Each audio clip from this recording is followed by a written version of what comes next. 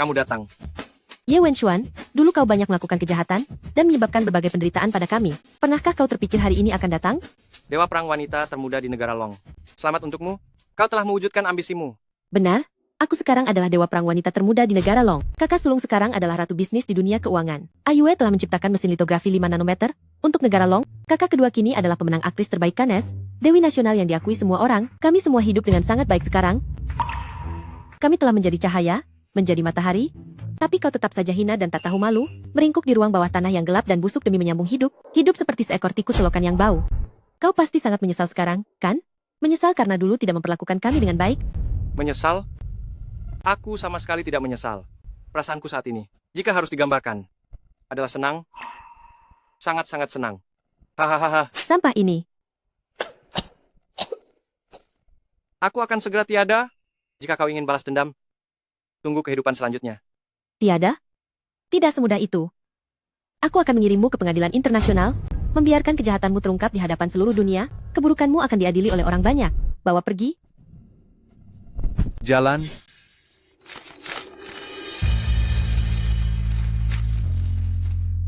Gadis-gadis kecil di masa lalu itu sekarang sudah menjadi sangat hebat. Cepat lihat, Lin Chunxi, CEO Lin. Dia tidak punya apa-apa, membangun semua dari nol, hanya dalam 5 tahun, sudah mencapai puncak daftar orang kaya Forbes.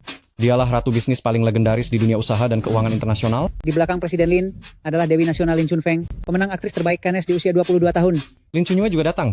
Peneliti termuda di negara Long, dia baru 20 tahun, tapi sudah berhasil mengembangkan mesin litografi untuk negara Long. Astaga, ditambah lagi dengan Lin Chunhan, komandan tentara Long ya, dewa perang wanita termuda di negara Long, keempat bersaudari ini, jarang sekali bisa berkumpul bersama. Kurasa bagi mereka yang mengenal kami berempat sedikit, pasti tahu bahwa kami memiliki seorang kakak laki-laki. Tetapi, kami tidak pernah menyebutkannya di tempat umum manapun, juga tidak pernah mengakuinya, karena dia tidak pantas. Selama bertahun-tahun ini aku telah menangkap banyak bandit internasional dan buronan kelas berat untuk dibawa kemari guna diadili. Tapi yang akan diadili hari ini adalah kakak laki-laki kami sendiri. Apa? Di pengadilan pidana internasional hanya mengadili orang-orang yang kejam dan penjahat besar? Mungkinkah kakak laki-laki sang dewi adalah? Atas hal-hal tidak manusiawi yang telah kau lakukan pada kami, apakah kau mengaku bersalah? Aku mengaku bersalah. Harap tenang.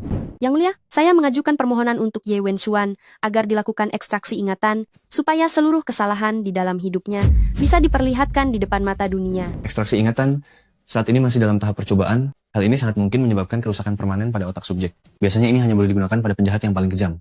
Apakah kamu yakin? Saya bertanya sekali lagi. Kamu yakin? Saya sangat yakin. Ayah dan ibu dari kecil mengambilnya dari panti asuhan, lalu mengangkatnya menjadi anak.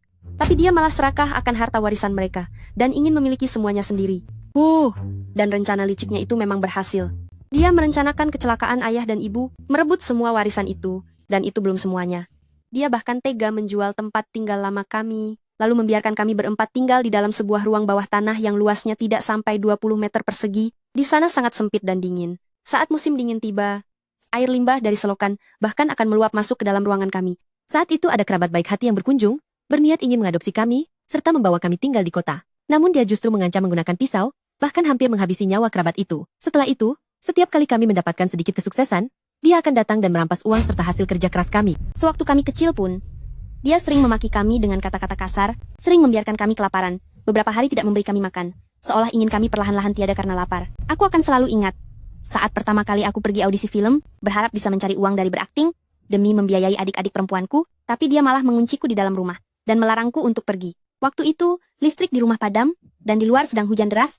Aku sangat ketakutan, sampai terus menangis, dan berteriak, tetapi dia tetap saja tidak mau melepaskan aku. Pernah suatu musim dingin, kami hampir saja kehilangan nyawa karena lapar. Lalu ada seorang paman yang baik hati, yang memberi kami masing-masing satu buah permen, tapi dia merampas semua permen itu, memakannya sendirian, bahkan dia menamparku dengan sangat keras.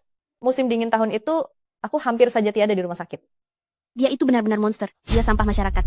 Bukan cuma itu saja, kejahatan yang dia lakukan sudah tidak terhitung banyaknya. Karena hari ini aku telah menjadi Panglima Perang Negeri Naga, maka kebenaran dari masa lalu harus diungkap kepada publik. Aku ingin dia diadili di depan semua orang.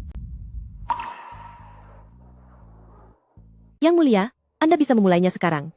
Baiklah. Tunggu sebentar, biarkan aku saja. Ye Wenshuan, oh, Ye Wenshuan. Ternyata kamu bisa berakhir seperti ini juga ya. Nikmatilah ini baik-baik, kakak baikku. Bagus. Bagus, sampah seperti dia. Memang sudah seharusnya diadili seperti ini. Aku tidak masalah jika harus hancur di dalam lumpur.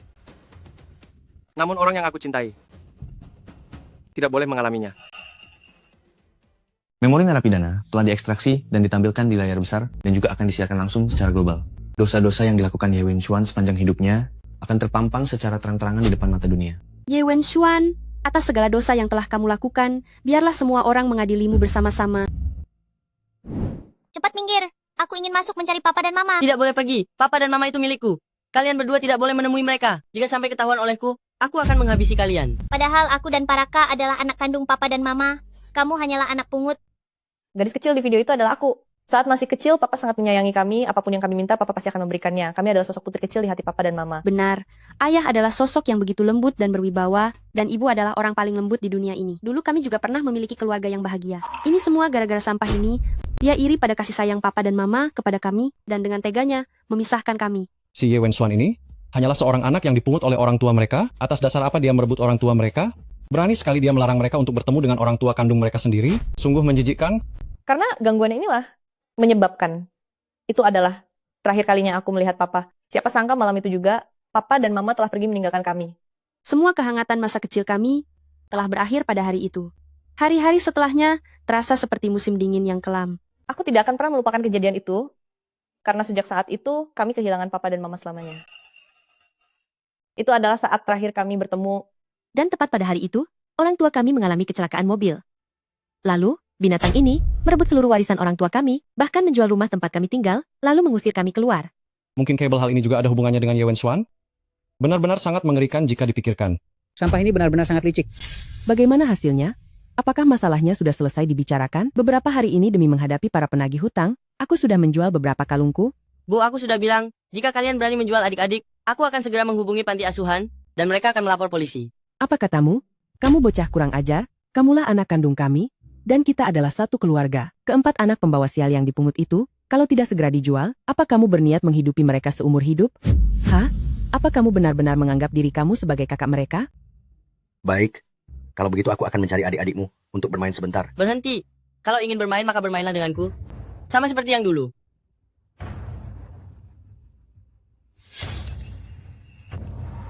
Ini tidak mungkin. Ini tidak benar. Ini. Bagaimana ini bisa terjadi? Aku jadi sedikit tidak mengerti. Bukankah katanya sampah itu adalah anak yang dipungut? Mungkinkah papa dan mama hanya berpura-pura di hadapannya saja? Mungkin karena Ye Wenxuan sedang tidak senang, makanya papa dan mama sengaja bicara begitu. Benar. Ini pasti hanya akting. Mari kita lihat saja terus.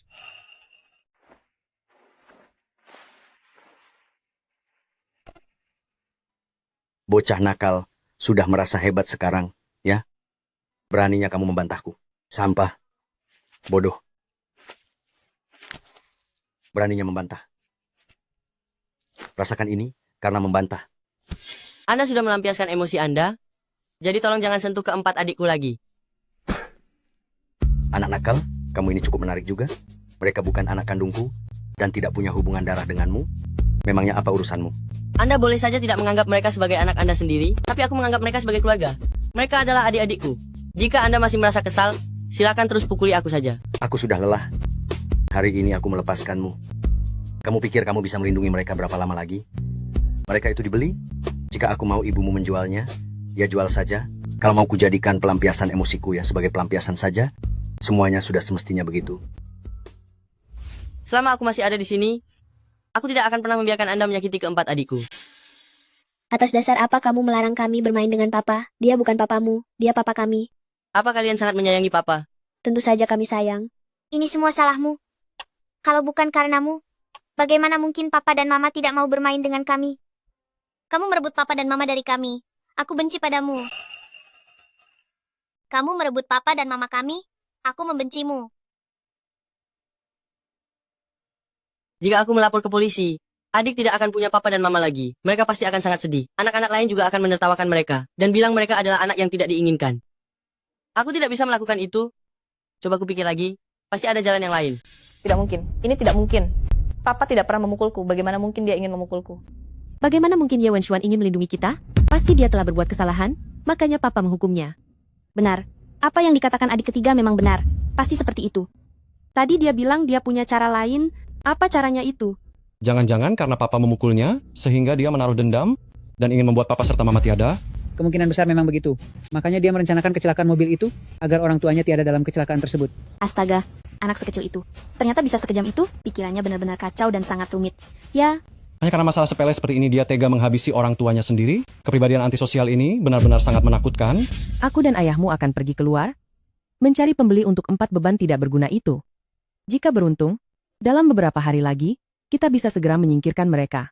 Kamu di rumah saja, awasi para adik itu, bersikaplah yang manis. Tunggu sampai mama kembali ya.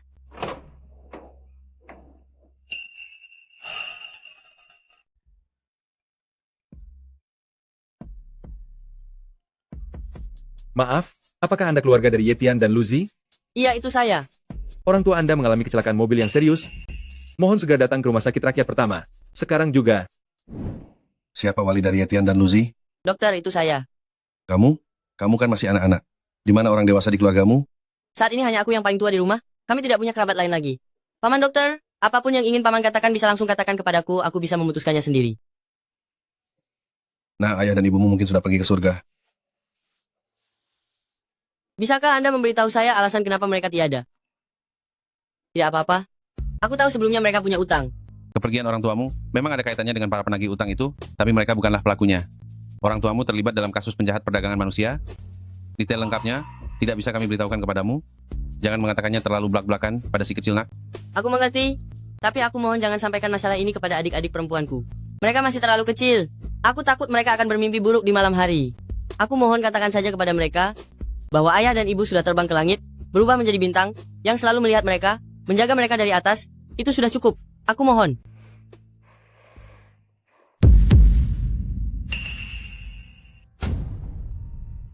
Mustahil. Ini pasti bohong. Dia tidak mungkin bersikap sebaik itu kepada kita. Setelah mengetahui wajah asli orang tua kalian, sangat menyakitkan kan? Jika bisa, aku sangat ingin membawa rahasia ini selamanya sampai tiada. Dengan begitu, orang tua dalam ingatan kalian akan selamanya tetap menjadi sosok yang suci dan hangat. Mengapa dia melakukan itu? Bukankah lebih baik jika langsung memberitahu mereka saja? Kalau sudah tiada ya sudah tiada. Apalagi yang tidak bisa diungkapkan? Kenapa dia harus berbohong dan menipu mereka? Saat itu aku memang tidak tahu apa artinya kematian. Yang aku tahu hanyalah ayah dan ibu telah berubah menjadi bintang dan terbang ke langit. Tidak lama kemudian, kami mengadakan upacara pemakaman untuk ayah dan ibu. 1 minggu setelah pemakaman selesai, para kerabat pun datang berkunjung. Benar, mereka ingin membawa kami pulang dan merawat kami dengan baik. Tapi dialah orangnya, dialah yang menghentikan semua itu. Alasannya tidak membiarkan paman dan bibi membawa kami pergi adalah karena dia ingin menguasai sendiri harta warisan besar yang ditinggalkan orang tua kami. Meskipun kecelakaan mobil itu bukan direncanakan olehmu dan kamu berbohong menyembunyikannya dari kami demi kebaikan saja, tapi bagaimana setelah itu? Mengapa saat para kerabat ingin menjemput kami untuk memberikan kehidupan yang layak, kamu terus-menerus menghalangi? Hanya demi sedikit harta warisan saja. Apakah uang sungguh sangat penting bagimu? Bisa melihat kalian sekarang memancarkan cahaya yang gemilang, berdiri di hadapan banyak orang. Sungguh menyenangkan. Lihatlah penampilan kami yang sekarang. Aku bertanya untuk terakhir kalinya kepadamu. Apakah kamu menyesal? Kamu. Kakak jangan bicara omong kosong dengannya. Sampah ini sudah tidak bisa tertolong lagi. Mari kita terus lihat kelanjutannya. Hal-hal menjijikkan yang dia lakukan, pada akhirnya akan terbongkar di depan semua orang. Sejak aku memutuskan memilih jalan ini, aku sudah mengerti bahwa sepanjang hidupku pasti akan penuh dengan kesepian dan tidak dipahami orang lain. Tetapi aku sungguh sangat berharap di sana pun ada tempat bagiku. apa ayah dan ibu sudah menjadi bintang? Lalu kapan mereka akan kembali melihat kita? Ayah dan ibu sudah terbang ke langit dan menjadi bintang. Tapi aku tidak ingin mereka pergi ke langit. Kenapa kalian menangis? Sekalipun kalian menangis, ayah dan ibu tidak akan kembali. Kalaupun mereka kembali, mereka hanya akan melihatku, karena yang paling disukai ayah dan ibu adalah anak yang penurut sepertiku. Aku juga anak yang penurut. Ayah dan ibu pasti akan kembali melihat kita. Kalian juga, jangan menangis lagi. Jika kalian menangis, ayah dan ibu tidak akan datang kembali untuk melihat kita. Aku tidak akan menangis lagi. Aku ingin menjadi anak yang penurut. Aku juga tidak akan menangis lagi. Kalau begitu aku juga berhenti menangis.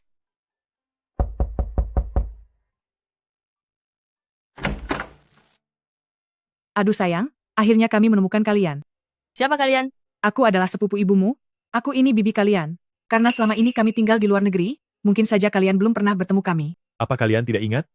Waktu kalian masih kecil, aku dan bibi kalian pernah sengaja datang berkunjung sekali. Aku bahkan pernah menggendong kalian. Apa kalian ingat? Tidak ingat. Ah, wajar kalau tidak ingat. Saat itu, kalian masih sangat kecil. Aku dan bibimu segera setelah menerima kabar, langsung bergegas kembali ke negara ini. Sepupu Malang. Keluarga kalian tidak memiliki kerabat lain selain kami berdua. Itulah sebabnya kami segera melepaskan urusan bisnis internasional dan bergegas kembali untuk merawat kalian. Apa yang bisa kalian buktikan?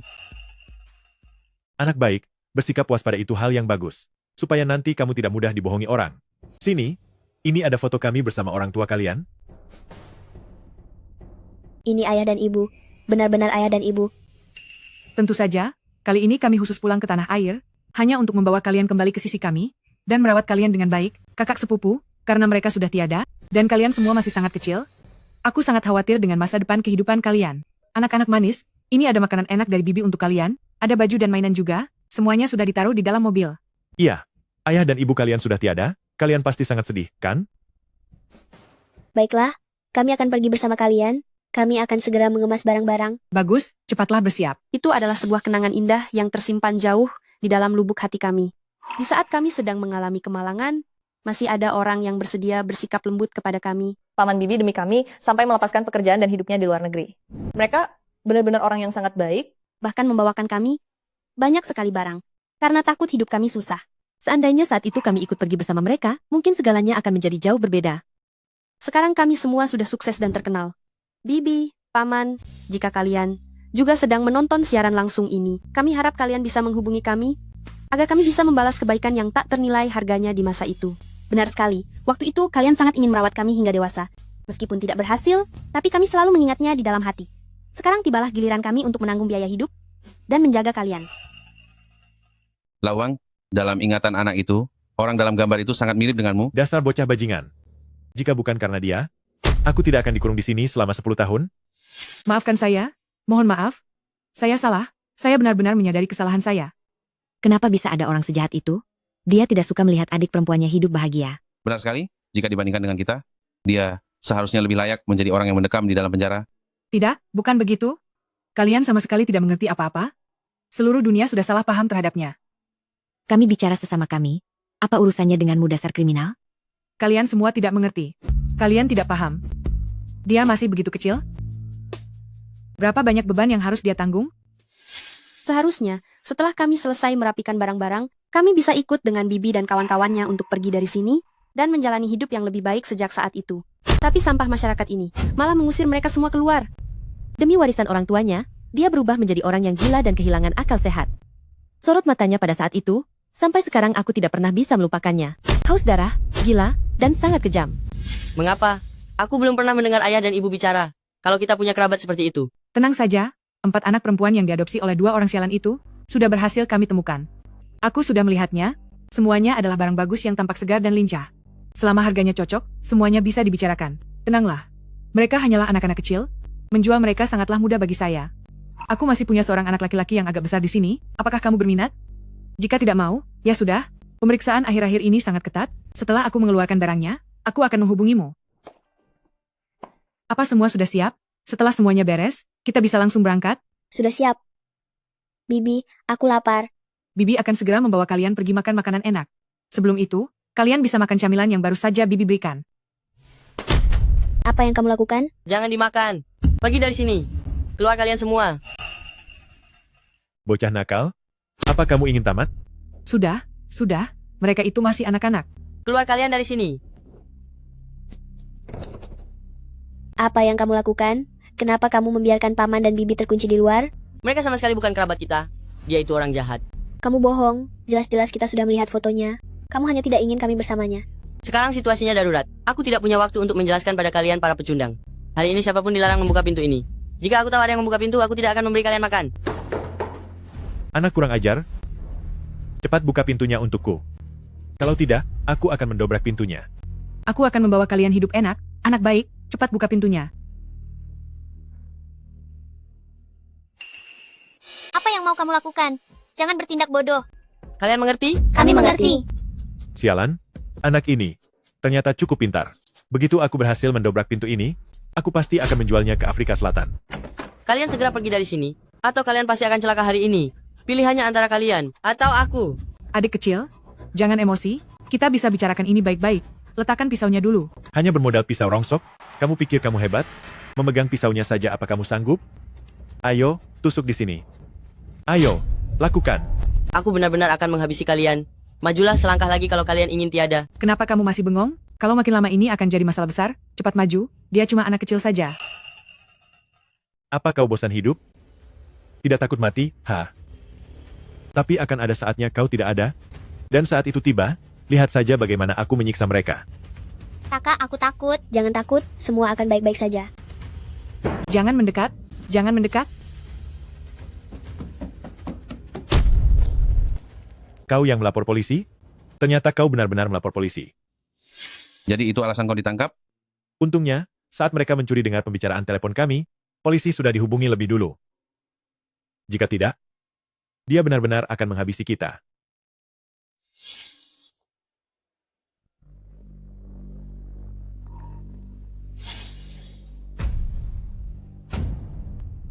Syukurlah kalian tumbuh besar dengan selamat. Terutama Lin Chunxi, yang sudah belajar membedakan benar dan salah, serta mampu dengan kekuatannya sendiri memikul seluruh operasional grup multinasional. Apa? Pasangan itu ternyata kriminal penculik? Ya ampun, aku sepertinya ingat sesuatu. Jangan-jangan saat itu kasus besar perdagangan. Manusia lintas negara yang berhasil diungkap polisi, orang misterius yang memberi petunjuk itu adalah Ye Wenxuan? Mereka itu penjahat. Kenapa saat itu kau tidak memberitahu kami? Kenapa? Saat itu, aku hanya ingin masa kecil kalian bebas dari segala kelicikan, tanpa perlu memikirkan betapa jahatnya orang-orang di luar sana. Meskipun aku tahu nanti kalian pasti akan menghadapi badai dunia ini sendirian, aku hanya ingin membiarkan kalian berada di tempat aman ini sedikit lebih lama selagi bisa. Kakak, jangan lupa, dia juga masih kecil saat itu. Jika kita diculik dan dibawa pergi, dia pun tidak akan bisa selamat. Benar juga, bagaimanapun juga, dia tetaplah orang yang egois, semuanya dilakukan hanya untuk dirinya sendiri. Ya, dia hanya ingin menyelamatkan dirinya sendiri saja. Apalagi saat itu, dia pasti sedang merencanakan hal lain, yaitu merebut harta keluarga kita. Ada lagi yang ingin kau sampaikan untuk membela diri? Jika memang ada harta keluarga saat itu, mungkin semuanya akan berbeda. Tidak perlu membuang waktu dengannya lagi. Seperti apa kebenarannya? Kita lihat saja sendiri. Aku tidak mau masuk, aku mau pulang. Kalian sekarang sudah tidak punya rumah lagi, cepat masuk. Siapa bilang kami tidak punya rumah? Jelas-jelas kamulah yang mengusir kami dari rumah. Kami tinggal di rumah dengan tenang. Kenapa kamu mengusir kami pergi? Kamu benar-benar penjahat. Aku tidak mau masuk. Jalan. Cepat jalan.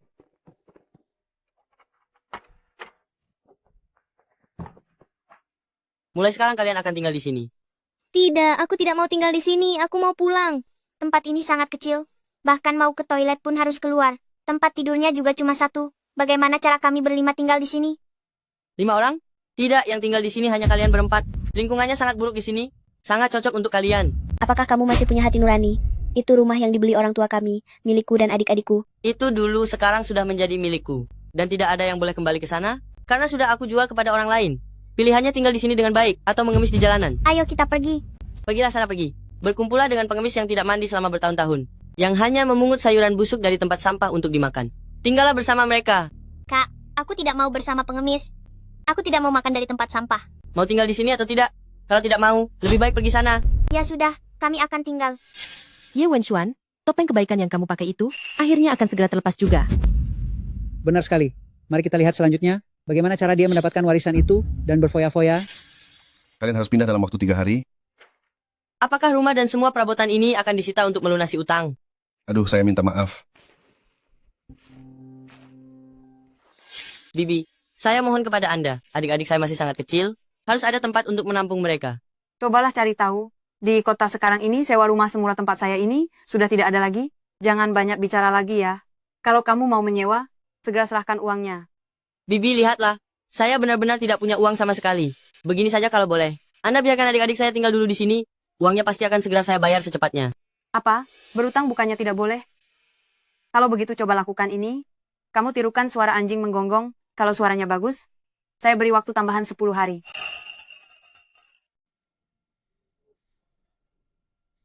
Ini sesuai ucapanmu sendiri. Benar ucapanku, ayo menggonggonglah. Guk, guk, guk. Wah, kamu benar-benar menggonggong. Hebat juga, gonggonganmu tidak buruk. Kamu anjing yang penurut. Hahaha.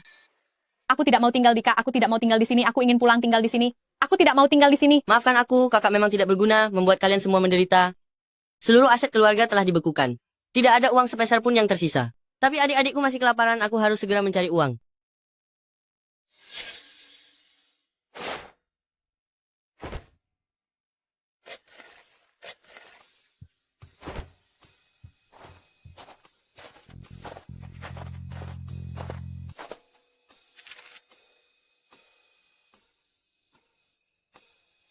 Kamu masih sangat muda, kami tidak mungkin menerimamu bekerja di sini. Aku mohon pada Anda, jangan melihat usiaku yang muda. Aku bersedia melakukan pekerjaan apapun. Gajinya cukup setengah saja. Setengah saja sudah cukup bagiku. Baiklah, mari kita coba dulu.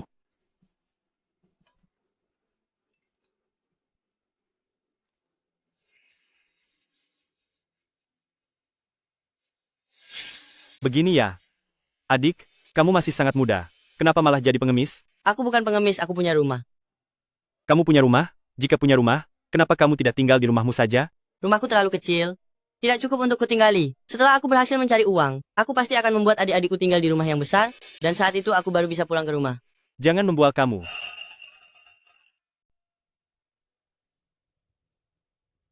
Ini ya Wenswan. Inilah kebenaran yang sesungguhnya. Tidak, ini tidak mungkin. Palsu, ini semua palsu. Bagaimana mungkin dia berbaik hati seperti itu? Kak, ini semua tidak benar kan? Tentu saja tidak benar. Ini hanyalah trik liciknya yang lain. Kalian jangan lupa, saat itu kami terkurung di ruang bawah tanah yang sempit, tidak ada makanan, dan hampir saja tewas karena kelaparan. Benar? Setelah aku menjadi dewa perang negara Long, aku baru menyadari, untuk situasi seperti yang kami alami dulu, negara Long memberikan dana bantuan setiap bulannya. Tapi kemana perginya dana bantuan itu, Ye Wenchuan? Benar juga, di mana dana bantuannya? Mungkinkah dana itu ditelan sendiri oleh Ye Wenchuan?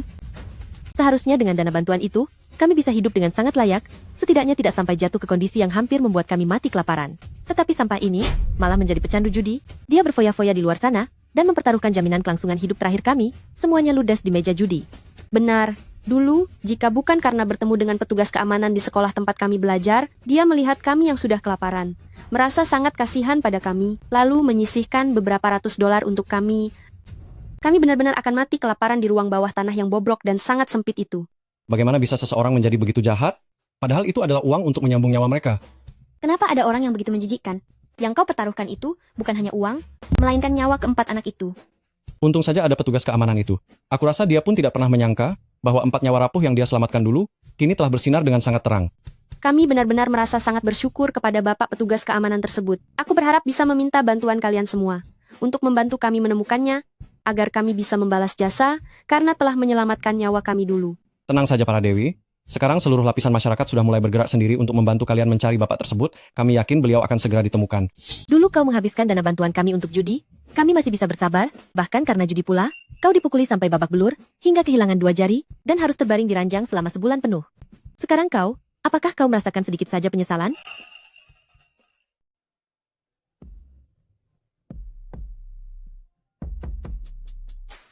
Berapa sih sebenarnya umur anak ini? Nasibnya sangat malang sejak kecil. Kita tidak boleh membiarkan anak ini menderita. Aku tidak menyesal. Sampai di tahap ini, ternyata dia belum memiliki sedikit pun rasa penyesalan. Benar-benar orang jahat sejak lahir. Dwi, benar-benar tidak tahu malu. Ini karena dia sadar, kejahatan yang dilakukannya tidak bisa lagi disembunyikan, makanya sekarang dia bersikap pasrah saja. Tidak masalah. Segala keburukanmu yang tersembunyi, akan terungkap di depan semua orang, akan diadili oleh semua orang, dihina selamanya tanpa makam dan batu nisan saat sudah tiada nanti, menjadi roh penasaran yang bergentayangan di dunia ini. Gunting, batu, kertas. Gunting, batu, kertas, gunting. Anak-anak ini wajahnya sangat rupawan, pasti akan sangat bernilai. Bos, tunggu apa lagi? Ayo kita segera membawa dan membujuk mereka pergi. Apa tidak akan timbul masalah? Tidak, tenang saja. Aku sudah mencari tahu. Mereka itu sebatang kara, tidak ada yang mengawasi pula, hanya butuh sedikit rayuan dari kita untuk bisa membawa mereka pergi. Jika kita tidak bertindak sekarang, maka orang lain yang akan beruntung. Benar sekali, kita beraksi malam ini.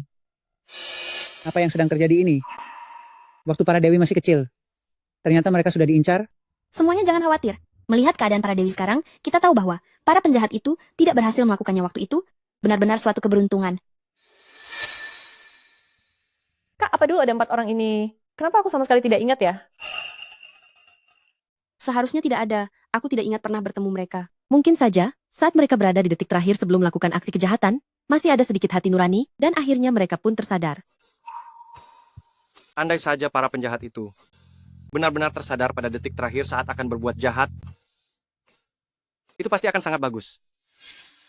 Jika kita tidak bertindak sekarang, bisa-bisa orang lain yang akan mengambil untung. Benar sekali, kita akan beraksi malam ini juga. Apa yang ingin kalian lakukan pada adik-adikku? Adikmu, kamu itu cuma seorang pengemis kecil, tidak bisa menghidupi dirimu sendiri. Masih berani mengaku punya adik secantik ini. Jika kamu benar-benar kakak mereka, kalau begitu ikutlah bersama kami. Jangan pernah berani macam-macam pada adikku. Berani sekali bocah ini memukulku? Bocah itu dulu benar-benar punya nyali. Awalnya aku mengira orang sepertinya, yang bahkan tidak takut tiada, akan menjadi orang yang sangat sukses. Tapi tidak disangka sekarang nasibnya jauh lebih menyedihkan daripada kita. Kalau dipikir-pikir, kita semua ini seharusnya berterima kasih kepadanya. Meskipun hidup sekarang sedikit sulit, tapi setidaknya masih ada harapan. Jika bukan karena dia waktu itu, mungkin saat ini kita semua masih mendekam di balik jeruji penjara. Keempat adiknya itu benar-benar tak tahu balas budi. Mereka sama sekali tidak paham apa yang sudah dilakukan bocah itu demi mereka, serta pengorbanan besar yang telah ia berikan. Sial, melihat ini membuatku emosi.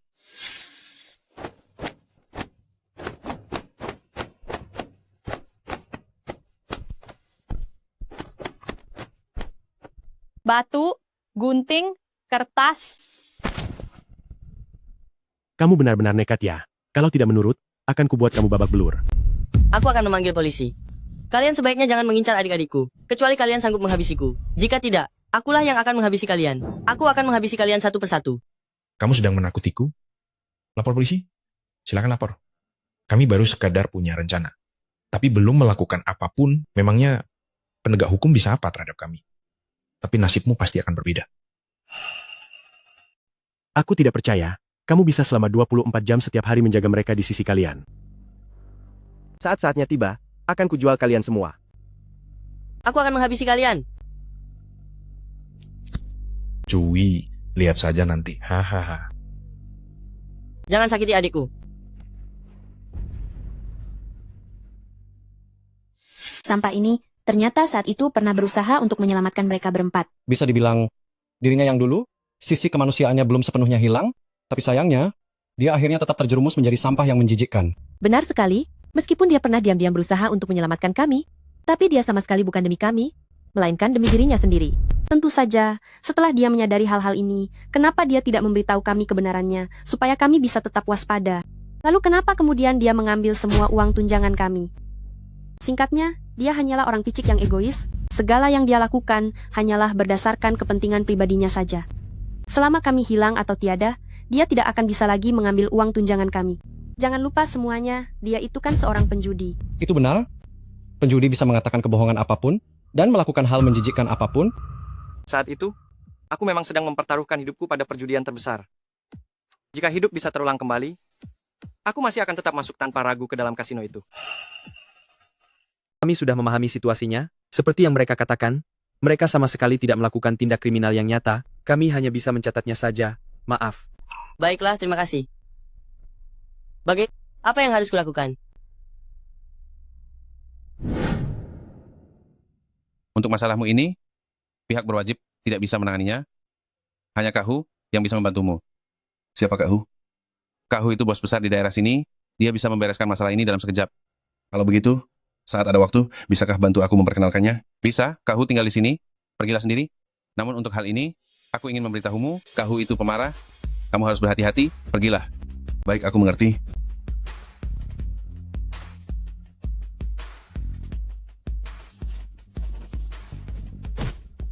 Enyah kau, kalau datang lagi, akan kuhancurkan kakimu.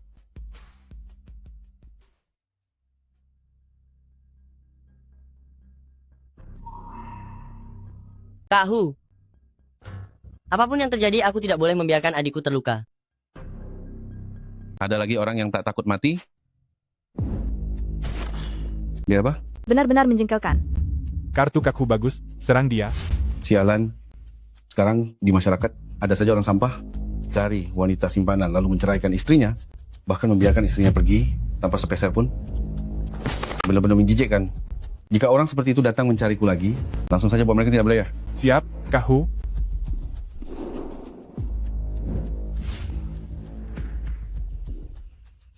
Kak Hu, Kakak, aku sangat lapar. Kak, kita sudah hampir 3 hari tidak makan apa-apa. Kita sangat lapar. Kakak sudah 3 hari belum kembali. Apa kita akan tiada karena kelaparan? Tidak akan. Aku akan pergi mencari kakak untuk kalian. Tunggu aku. Iya.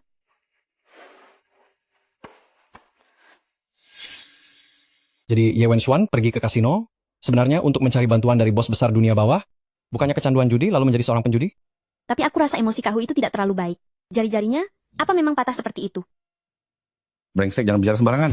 Saat anak itu pertama kali masuk dulu, aku sudah tahu dia adalah pria sejati. 4 berandalan tak berguna itu, aku yang menyuruh orang untuk membereskannya. Gerakanmu lebih pelan sedikit. Lihat, kamu membangunkan anak-anak.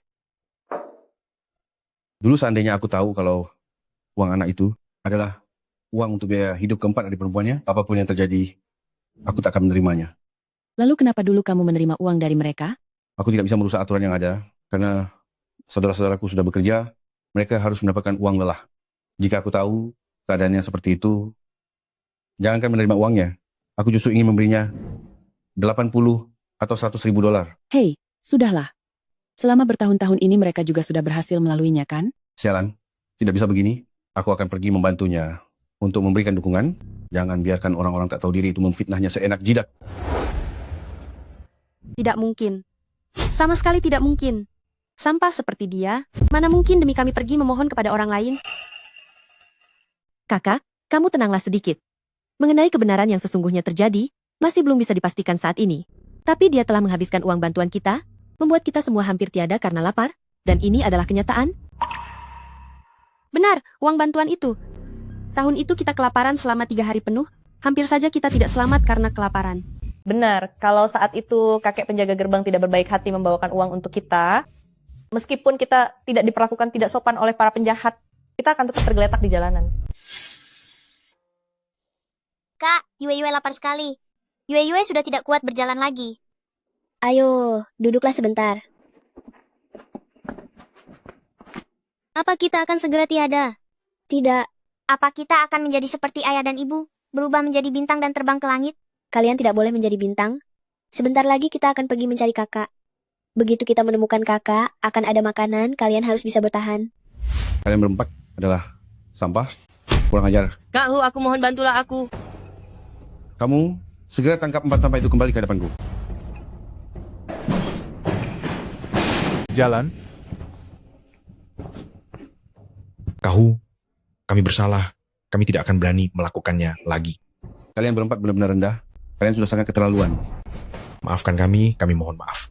Kami tidak akan berani lagi. Mulai sekarang, kalian berempat nyahlah dari kota ini. Kalau tidak, setiap kali aku melihat kalian, aku akan memberi kalian pelajaran. Baik, kami pergi. Kami akan pergi sekarang juga. Mari pergi. Cepat, Enya.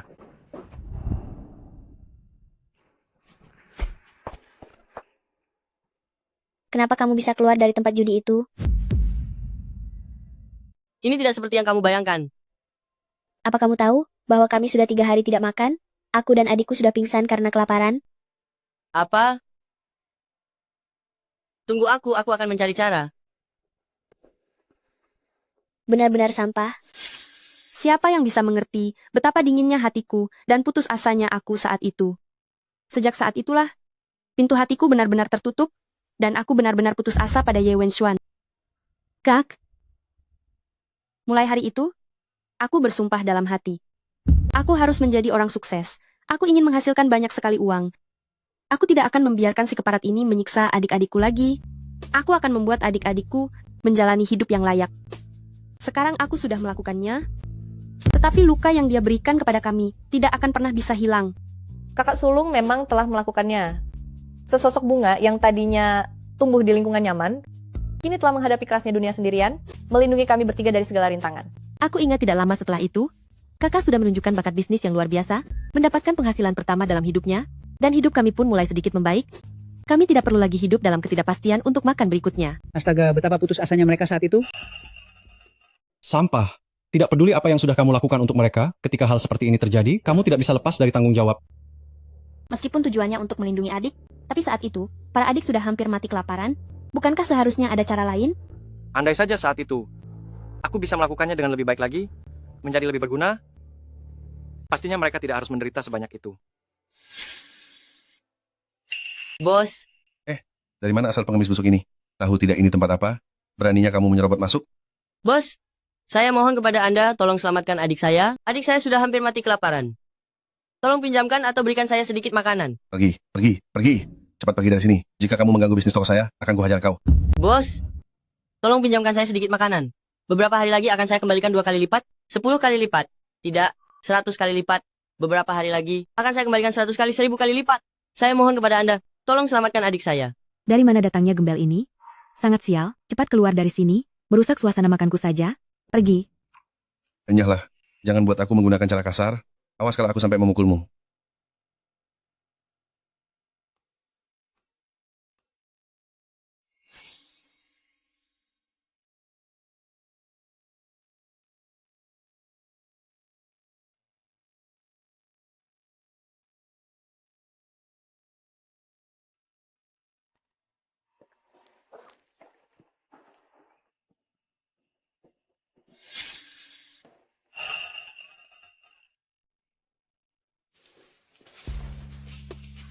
Donor darah? Ya, 200 ml harganya $150. Berapa banyak yang diambil itu terserah Anda. 1000. Aku mau mendonorkan 1000 ml. 1000 ml. Kamu yakin? Dokter, ayolah. Nah, kamu masih sangat kecil. Kenapa kamu menjual darahmu? Dokter, ambil saja darahnya. Tapi, lakukan saja.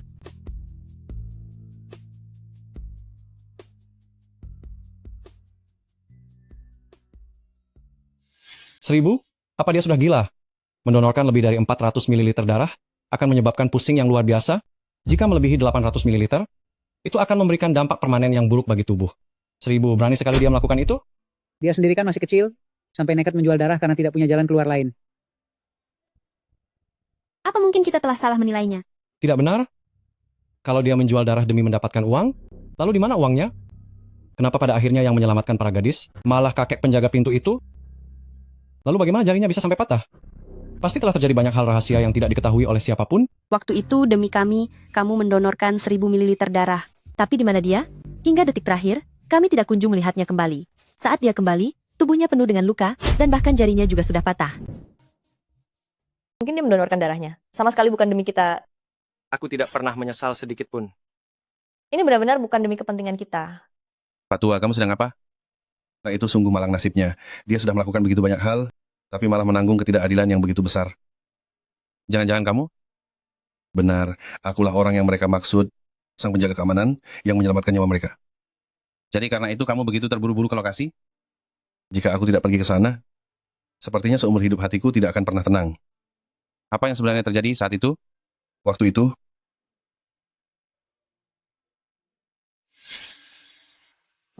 Nak, kamu baru saja mendonorkan 1000 ml darah. Saran saya sebaiknya kamu tidur seharian dulu baru pergi. Jika tidak, tubuhmu tidak akan sanggup menahannya. Tidak perlu. Aku punya beberapa adik perempuan yang masih menungguku untuk menyelamatkan mereka. Hei nak, tidurlah di sini seharian dulu baru pergi.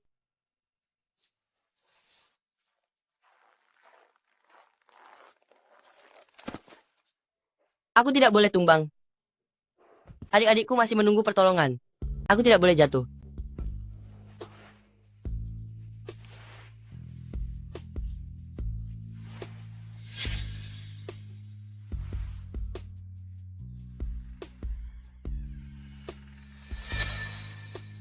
Nak. Jangan pedulikan aku. Berikan uang ini kepada adik-adikku. Jangan pedulikan aku. Berikan uangnya untuk adik-adik perempuanku. Apa katamu?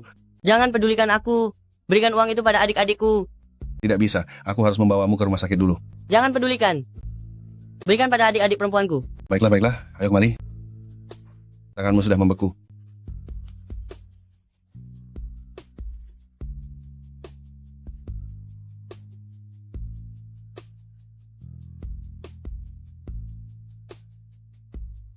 Bertahanlah, nak, bertahanlah. Apakah aku akan segera tiada? Jika masih ada masa depan, aku pasti akan menjadi orang sukses dan menghasilkan uang yang sangat banyak. Agar tidak membiarkan bajingan itu lagi menyiksa adik-adik perempuanku, aku ingin membuat adik-adikku hidup bahagia, tapi sepertinya ajalku sudah dekat. Nak, cepat beli makanan untuk adik-adikmu dan segeralah pulang setelah makan.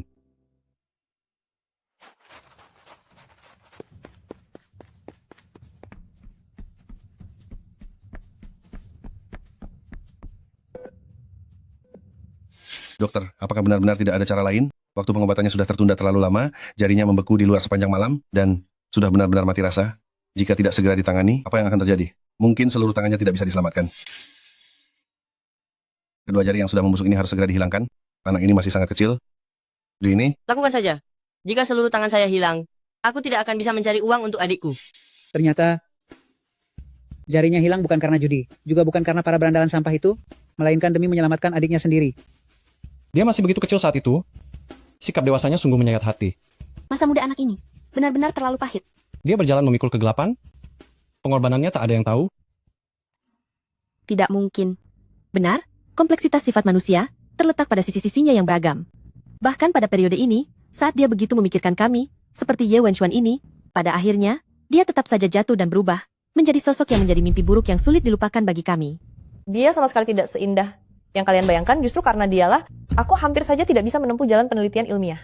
Apa? Jika memang begitu keadaannya, bukankah dunia sains negeri Long hampir saja hancur di tengah jalan? Aku ingat semuanya. Setelah melewati masa kelaparan itu, kakak sulung bekerja sangat keras, hingga akhirnya berhasil membuka kedai camilan miliknya sendiri.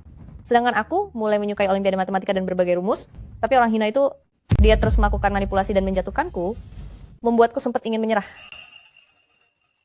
Tapi untungnya, karena sebuah kebetulan, aku bertemu dengan guru milikku, Profesor Zuyalong. Berkat bimbingan dan arahannya lah, aku bisa menemukan kembali rasa percaya diriku, sehingga aku bisa menjadi sosok yang begitu bersinar hari ini. Zuyalong, pakar penelitian negara Long yang bereputasi global itu? Guru, ternyata Lin Chunwei ternyata adalah kakak senior kita. Dia memang orang yang sangat hebat. Hampir saja. Jika bukan karena kebetulan saat itu, dan dia tidak bertemu dengan guru, negara Long pasti akan kehilangan seorang jenius yang luar biasa. Jenius? Haha. Dulu, aku mengenal dua orang jenius. Salah satunya adalah kakak senior kalian. Sedangkan yang satunya lagi, usianya tidak jauh berbeda dengan kakak senior. Tapi bakatnya, dibandingkan dengan kakak senior kalian, berkali-kali lipat lebih mengerikan. Bakat kakak senior sudah mencapai puncak dunia. Mengapa orang yang punya bakat beberapa kali lipat dari kakak senior tidak pernah terdengar namanya oleh kami? Sebenarnya kalian pernah mendengar namanya, hanya saja bukan di dunia akademis itu saja. Faktanya di dunia ini, tidak ada yang namanya kebetulan. Beberapa kebetulan, sebenarnya adalah rancangan matang dari seseorang. Guru, Anda merapikan barang hendak pergi kemana? Anda tidak ikut kami menonton siaran langsung kakak senior? Sekarang aku harus pergi menemui seorang murid yang bukan murid biasa. Jika tidak, aku takut di sisa hidupku ini, semuanya akan dipenuhi dengan penyesalan. Guru, saya akan pergi menemani Anda. Aku akui, mungkin saat masih kecil dulu, kita punya banyak salah paham padanya, tapi itu tidak bisa menghapus semua tindakan keji yang dilakukannya pada kita semua setelahnya. Dulu kamu bilang aku sampah, bilang aku tidak bisa apa-apa tanpamu. Semua kebenaran yang diputar-balikan itu nyaris menghancurkan rasa percaya diriku. Saat itu aku masih naif, tidak seperti orang dewasa yang sudah bisa membedakan mana yang benar. Tapi sekarang sudah berbeda. Aku bukan lagi Lin Chunwei yang rendah diri itu, dan kamu bukan lagi sosok Ye Wenxuan yang kutakuti. Ye Wenxuan, apa kamu menyesal? Menyesal telah memperlakukanku seperti itu dulu. Yue di bawah tekanan yang sangat kejam seperti ini, masih bisa membangun kembali kepercayaan dirinya tanpa mengandalkan siapapun, hanya dengan usahanya sendiri untuk mencapai tingkat keberhasilan sekarang ini. Semua kepedihan di baliknya sungguh tak terbayangkan. Bisa melihatmu berdiri dengan penuh percaya diri di depan jutaan orang. Rasanya sangat membahagiakan. Sepertinya semua ini sepadan. Cukup, jangan lagi berpura-pura peduli padaku. Jika kamu benar-benar peduli, kenapa sewaktu kecil dulu kamu memperlakukanku seperti itu? Sekarang kamu sungguh membuatku muak.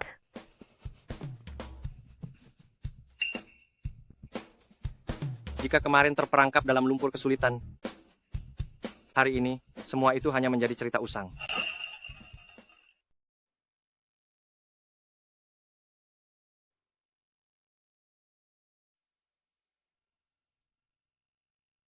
Ibu, apa yang sedang dia lakukan? Dia sedang memungut sampah. Kamu harus rajin belajar nanti ya. Kalau tidak, saat sudah besar kamu akan menjadi seperti dia, pengemis gelandangan.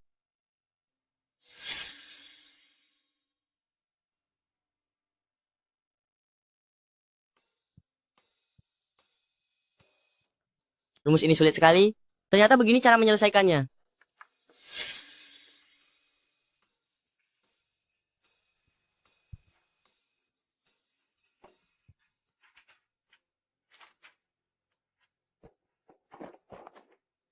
Akhirnya aku mengerti semua koleksi buku di sini.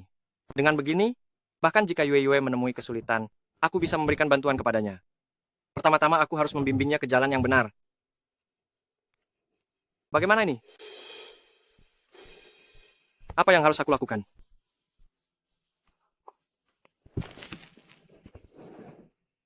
Sistem koordinat Descartes ini, dia pasti akan menyukainya. Ya ampun, berapa usia Lin Chunyue saat itu? Dia baru saja melangkah di dunia penelitian tetapi sudah mulai meneliti tentang rumus Descartes. Di usia semuda itu, bisa melakukan penelitian sejauh ini. Dia benar-benar jenius di antara para jenius. Sangat keterlaluan, menghina dan menyindirnya. Seperti itu. Benar sekali. Dia sendiri hanyalah sampah yang tidak bisa melakukan apapun, tapi masih saja menganggap orang lain sampah sama seperti dirinya. Pertama kali aku mulai tertarik pada dunia penelitian dan rumus adalah saat melewati taman, ketika melihat seseorang menggunakan kapur untuk menggambar di tanah sebuah rumus yang sangat romantis. Itu adalah rumus yang sangat indah. 14 bita dalam koordinat Descartes yang membentuk gambar hati yang menawan. Aku tidak tahu siapa orang yang menggambarnya, namun berkat dialah pintu menuju dunia penelitian terbuka bagiku dan membimbingku memasuki dunia yang luar biasa ini. Rumus yang dia tulis dengan santai itu membuatku merasa tertarik dan memberitahuku bahwa ternyata rumus yang dingin pun bisa mengekspresikan hal romantis seperti itu, hingga akhirnya aku memilih jalan penelitian ini. Meskipun hidup kita penuh dengan rintangan, tapi selalu ada keberuntungan di tengah kesulitan. Dalam jalan pertumbuhan kita masing-masing, sedikit banyak pasti pernah dibantu oleh sosok yang berjasa. Dan ada dua orang yang sangat berjasa bagi Yue Yu. Satu adalah sosok terkenal, yaitu Profesor Zhu Yalong, dan satu lagi adalah orang misterius yang telah membimbingnya untuk membuka pintu penelitian ini. Benar, kemudian aku mencoba berbagai cara untuk menemukan orang misterius tersebut, tetapi akhirnya tetap tidak berhasil. Namun, aku tetap sangat berterima kasih kepadanya.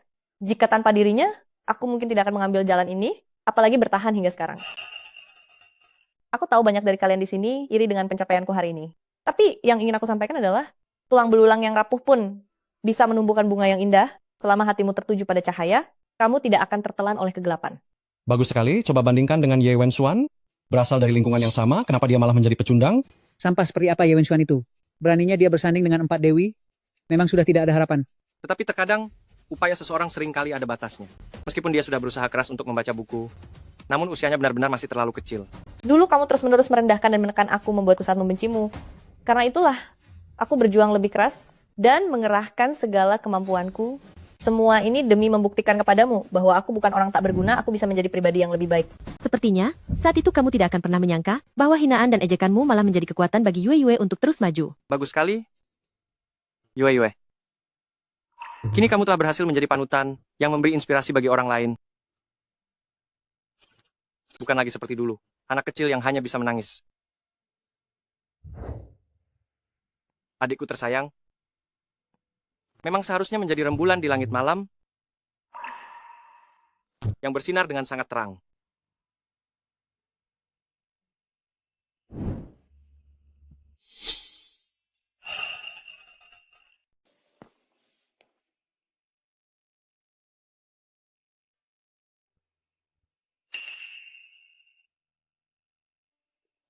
Lihat apa? Kembalikan padaku. Aku melihat soal-soal di bawah ini masih belum ada jawabannya. Benar-benar si bodoh.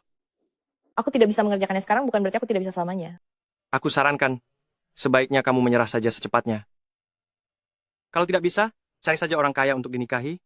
Jika tidak, nasibmu hanya akan tinggal di ruang bawah tanah seumur hidup. Aku tidak akan menjadi seperti kamu, dasar orang jahat. Kelak aku pasti akan menjadi bintang yang menjadi pusat perhatian dunia. Jangan bermimpi, sampah akan selamanya menjadi sampah. Lihat saja nanti. Kelak setelah aku sukses, ada saatnya kamu akan menyesal.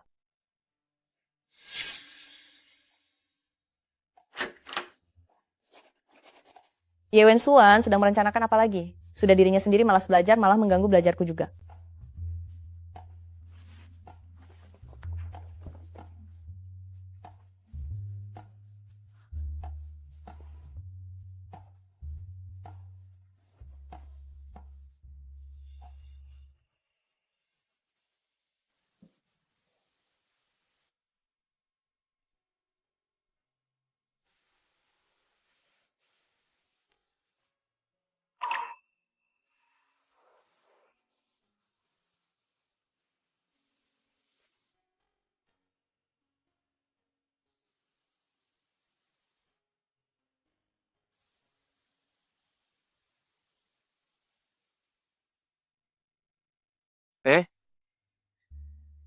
Ini rumus tulisan siapa? Cukup menarik. Tapi, bagi Xiao Yue, ini terlalu sulit. Tidak cocok untuknya. Aku tidak salah lihat kan? Tidak mungkin salah. Soal ini adalah soal legendaris di forum kampus kita dulu. Soal legendaris? Apa maksudnya?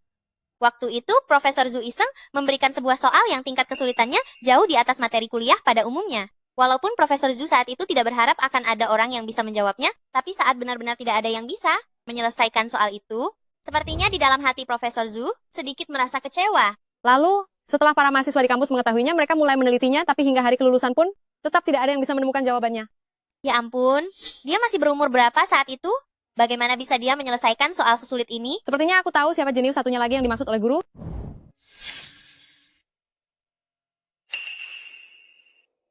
Bocah ajaib, benar-benar bocah ajaib. Hei, berumur berapa kamu sekarang? Kamu sudah bisa menyelesaikan soal serumit ini. Siapa Anda? Apa kamu bersedia menjadi murid saya? Mari kita lakukan penelitian ilmiah bersama. Tenang saja, saya bukan orang jahat. Jika tidak percaya, Anda bisa memeriksa data pribadi saya. Itu sangat mudah ditemukan. Guru, apakah ini benar? Wajahnya saat itu memang masih terlihat kekanak-kanakan, tapi binar di matanya. Terasa jauh lebih tegas dibandingkan siapapun yang pernah saya temui. Dia, ibarat matahari yang ditakdirkan untuk bersinar tinggi, namun demi adik perempuannya, dia menyerahkan takhta, yang seharusnya menjadi miliknya sendiri.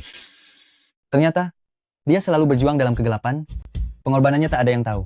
Oleh karena itu, saat saya menemuinya kali ini, saya hanya ingin bertanya langsung padanya, apakah semua ini benar-benar layak dilakukan? Ini tidak mungkin benar bahwa orang yang seperti bayangan yang membimbingku dari balik kegelapan dan membawaku masuk ke dunia ini adalah kamu.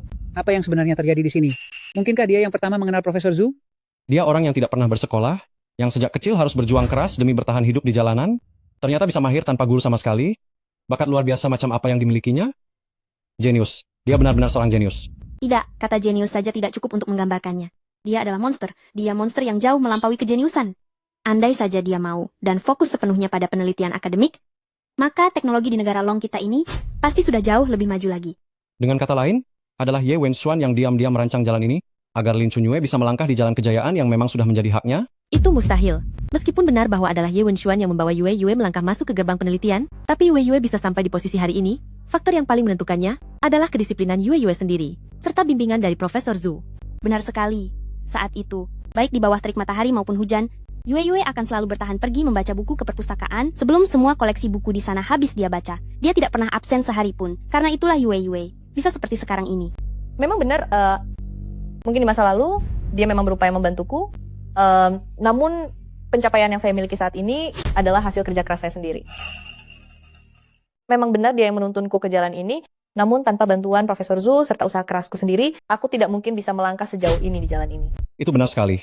Meskipun benar Ye Wenxuan adalah pembuka jalannya, tapi pada akhirnya semuanya berkat usaha kerasnya sendiri. Meski berjasa karena membimbing, itu tidak bisa menghapus kesalahannya di masa depan. Sebenarnya apa yang terjadi selanjutnya? Kenapa Ye Wenxuan yang paling pertama bertemu dengan Profesor Zhu, pada akhirnya malah berpisah jalan dengannya? Harap tenang. Tenang. Ayo, mari kita lanjutkan menonton. Bagaimana? Apakah kamu bersedia menjadi muridku? Tenang saja, biayanya biar saya yang tanggung, bahkan saya bisa memberikan gaji padamu. Jangan ganggu aku. Aku tidak tertarik. Jangan pergi dulu. Dengarkan aku. Apa yang kamu inginkan? Asalkan itu mampu saya lakukan, semuanya akan saya berikan padamu. Aku tidak punya ketertarikan pada penelitian ilmiah, jadi lupakan saja niatmu itu. Nat, kamu tidak boleh seperti ini. Jangan sia-siakan bakat yang kamu miliki. Saya akan menunggumu di sini. Saya akan menunggumu di sini selama 3 hari.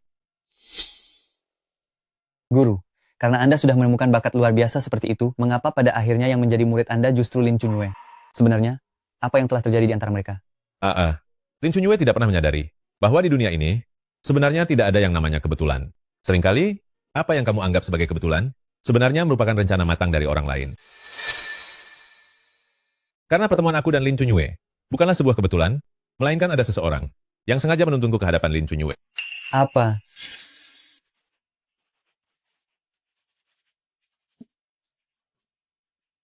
Masih mempelajari coretan tak berguna itu? Apa kamu bisa memahaminya? Kenapa diam saja? Apa ucapanku benar? Kamu bohong? Sekarang aku sudah tahu banyak hal. Buku-buku di sekolah, sudah hampir kupelajari semuanya. Lihatlah dirimu sok hebat. Kecerdasanmu itu hanya pantas untuk membaca buku di sini saja. Apa kamu benar-benar mengerti buku-buku di perpustakaan itu? Meski aku tidak mengerti, orang di taman itu akan mengajariku. Taman, Ah, tidak ada apa-apa. ada ribuan buku di perpustakaan. Dan orang di taman itu sama sepertimu, sama-sama tidak mengerti apapun. Jangan bicara begitu tentang dia. Akan kubuktikan padamu sekarang gitu. Pergilah melihat ke perpustakaan. Jangan hanya terjebak di sini. Lihatlah dunia luar, maka kamu akan tahu betapa kecilnya dirimu. Jangan khawatir, jangan takut, apapun yang terjadi aku akan melindungimu. Jika kebencian bisa memberimu motivasi untuk belajar, maka teruslah membenci. Kamu? Bukankah kamu dan Profesor Ju saling mengenal di perpustakaan? Dia melihat bakatmu, lalu resmi menjadi gurumu, dan membawamu menempuh jalan ini.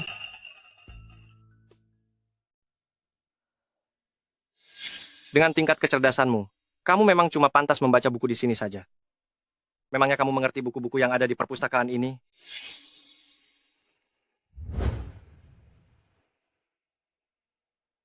Gadis kecil, buku ini berisi poin-poin materi kuliah yang hanya bisa dipahami oleh mahasiswa. Apakah kamu benar-benar mengerti isinya sekarang? Tentu saja aku mengerti. Coba lihat ini. Wah, aku tidak menyangka telah menemukan dua orang jenius sekaligus. Apakah kalian mau menjadi muridku? Jika tidak melihat ingatan ini, aku mungkin mengira dia hanya bicara sembarangan. Tapi sekarang, saat dipikirkan matang-matang, ini terasa mengerikan. Sebenarnya, Ye Wenxuan sudah membantunya sejak awal.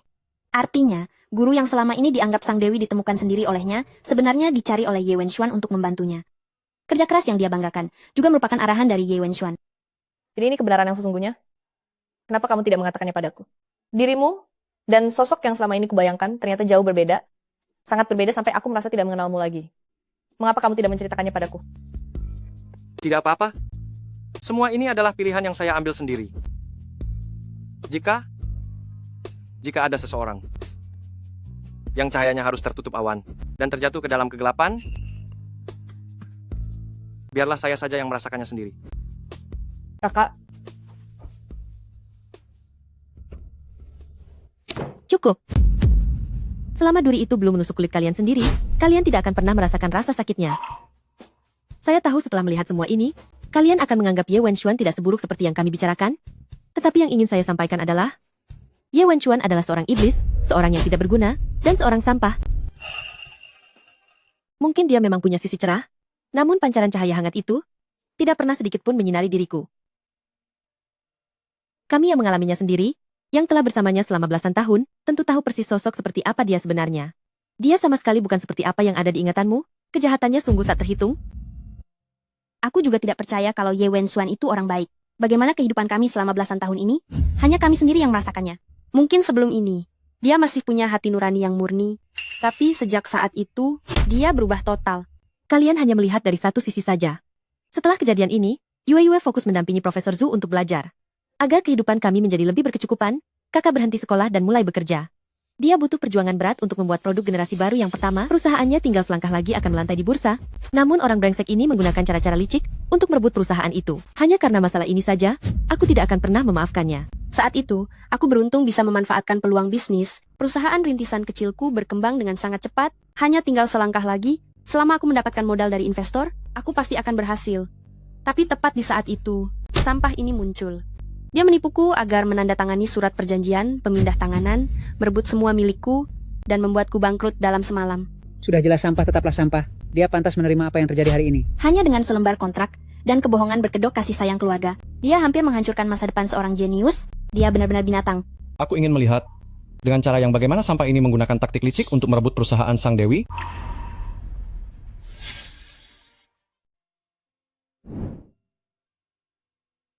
Gadis kecil dari masa lalu ini, kini sudah semakin cakap saja.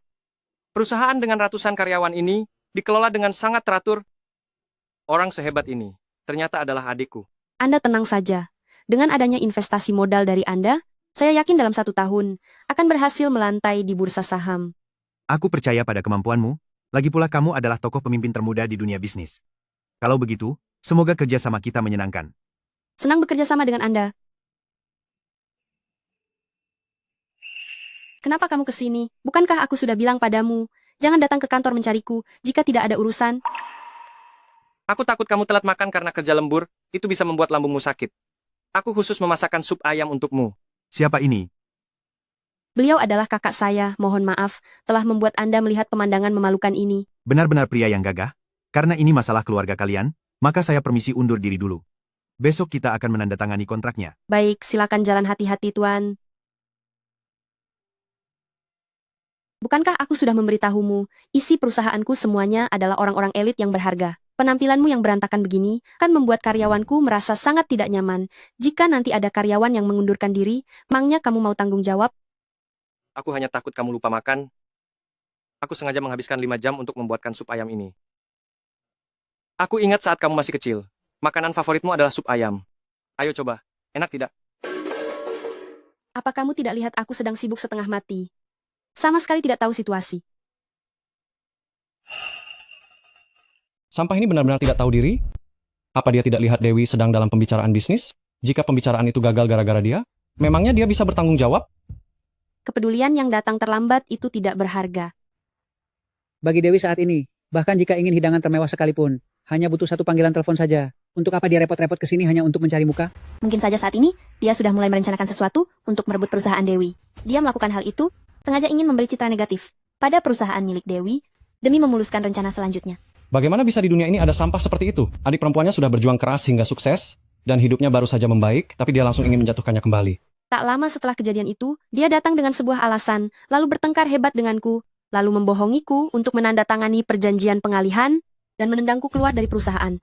Terkadang aku sering berpikir, andai hari itu, aku meminum semangkuk sup ayam itu, apakah dia tidak akan balas dendam seperti ini padaku? Hanya karena Dewi tidak meminum sup ayamnya, dia tega melakukan hal yang sangat kejam seperti ini? Orang seperti ini sungguh sangat mengerikan? Sial, padahal sebelumnya aku merasa hidupnya saat kecil tidaklah mudah. Bahkan aku sempat berempati padanya. Cuy, tak peduli bagaimanapun ia menutupinya. Orang jahat akan selamanya menjadi orang jahat. Semangkuk sup ayam? Demi menukar masa depanmu, agar cerah dan mulia seperti sekarang. Itu sepadan.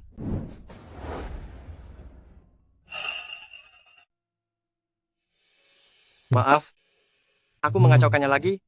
Aku tidak bermaksud membuatmu marah. Apa-apaan dengan legenda dunia bisnis atau pendatang baru terbaik? Dia hanyalah seorang gadis ingusan belaka. Masalah besar sudah di depan mata dan dia bahkan tidak menyadarinya. Tenang saja, perusahaannya yang bobrok ini, rantai pendanaannya sudah lama bermasalah. Tunggu sampai besok aku menipunya untuk menandatangani kontrak, setelah aku menjadi pemegang saham pengendali yang sebenarnya, akan kubuat dia pergi dengan tangan hampa. Rantai pendanaan terputus? Ternyata, perusahaan milik Sisi ini sudah lama berada di ambang kehancuran. Tidak bisa, ini tidak boleh terjadi. Kontrak ini tidak boleh ditandatangani. Ini adalah hasil jerih payahnya. Apa maksudnya ini? Jadi yang disebut sebagai investor ini palsu? Tujuan sebenarnya adalah, dia menginginkan perusahaanku. Mungkinkah, pada saat itu Ye Wenxuan berniat untuk menolong Sang Dewi? Waktu itu, masalah pendanaan di perusahaanku, itu tidak mungkin. Bagaimana bisa aku tidak mengetahuinya? Omong kosong. Jika dia memang berniat baik, mengapa dia tidak langsung memberitahumu saja? Lagi pula dia kemudian menipumu untuk tanda tangan kontrak, serta merebut perusahaannya. Apa bedanya dia dengan investor itu? Benar sekali. Intinya adalah, dia hanya ingin menguasai sendiri perusahaan milik Kak, tapi malah berkata, seolah dia sangat mulia. Benar-benar menjijikkan. Saat itu kau sedang di puncak kejayaan, dan sangat tinggi hati. Mana mungkin kau akan percaya dengan penjelasan sepihak dariku? Kapan kau akan berhenti bicara? Sudah berapa kali aku katakan padamu, jangan ganggu aku lagi. Apa aku harus meminta satpam menahanmu baru kau akan merasa puas? Hanya perusahaan sekecil ini. Apa yang sedang kau pamerkan? Kau benar-benar mengira kau bos besar? Akan kukatakan padamu sekali lagi. Besok adalah saat paling krusial dalam hidupku. Perusahaan ini akan segera melantai di bursa. Tidak boleh ada satu pun kesalahan. Aku sekarang sangat sibuk. Cepat katakan ada urusan apa sebenarnya. Jika kau tidak ingin melihatku lagi nanti, tanda tangani kontrak ini, dan berikan aku $100.000. Setelah itu, aku berjanji tidak akan mengganggumu lagi. Dasar pria sampah. Uangnya akan segera kusuruh orang keuangan untuk mengirimnya padamu. Sekarang cepat pergi dari sini. Aku tidak ingin melihatmu barang sedetik pun. Pergi? Benar, memang harus ada yang pergi. Tapi yang seharusnya pergi adalah kamu, kan?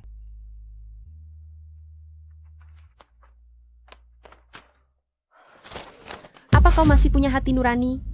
Sudah kukatakan, banyak hal yang harus kau pelajari. Sekarang perusahaan ini milikku, dan sudah tidak ada hubungannya denganmu. Sayangku adik. Kau tahu betul betapa banyak tenaga yang sudah kucurahkan untuk perusahaan ini, dan besok seharusnya adalah saat aku memanen hasilnya. Kembalikan padaku. Menjadi tokoh pemimpin generasi baru di dunia bisnis? Memangnya kau layak sekarang pergi dari perusahaanku? Berikan padaku. Pengawal.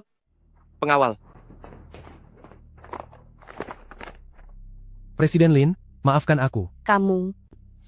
Sialan brengsek ini membuatku gemetar karena marah. Di dunia ini, bagaimana mungkin ada sampah masyarakat seperti dia? Pantas saja setelah dia mengetahui kebenaran tentang investor tersebut, dia tidak memberitahu Sang Dewi. Ternyata, dia berniat merampas seluruh perusahaan. Benar-benar tak tahu malu, bahkan menipu adiknya sendiri. Padahal aku sempat berpikir dia adalah seorang jenius yang langka, ternyata di dalam dirinya tetaplah sesosok monster. Neraka itu kosong, dan iblis ada di dunia ini. Dulu aku tidak merasa apapun tentang ucapan itu, tapi sekarang aku baru benar-benar menyadari ada begitu banyak monster berwajah manusia di sekitar kita. Ini sudah termasuk penipuan bisnis, bahkan sampai sekarang pun, kesalahannya masih bisa diproses secara hukum. Selain penghakiman publik ini, dia harus dihukum seberat-beratnya agar kita puas. Habisi dia. Kamu pasti tidak menyangka, kan?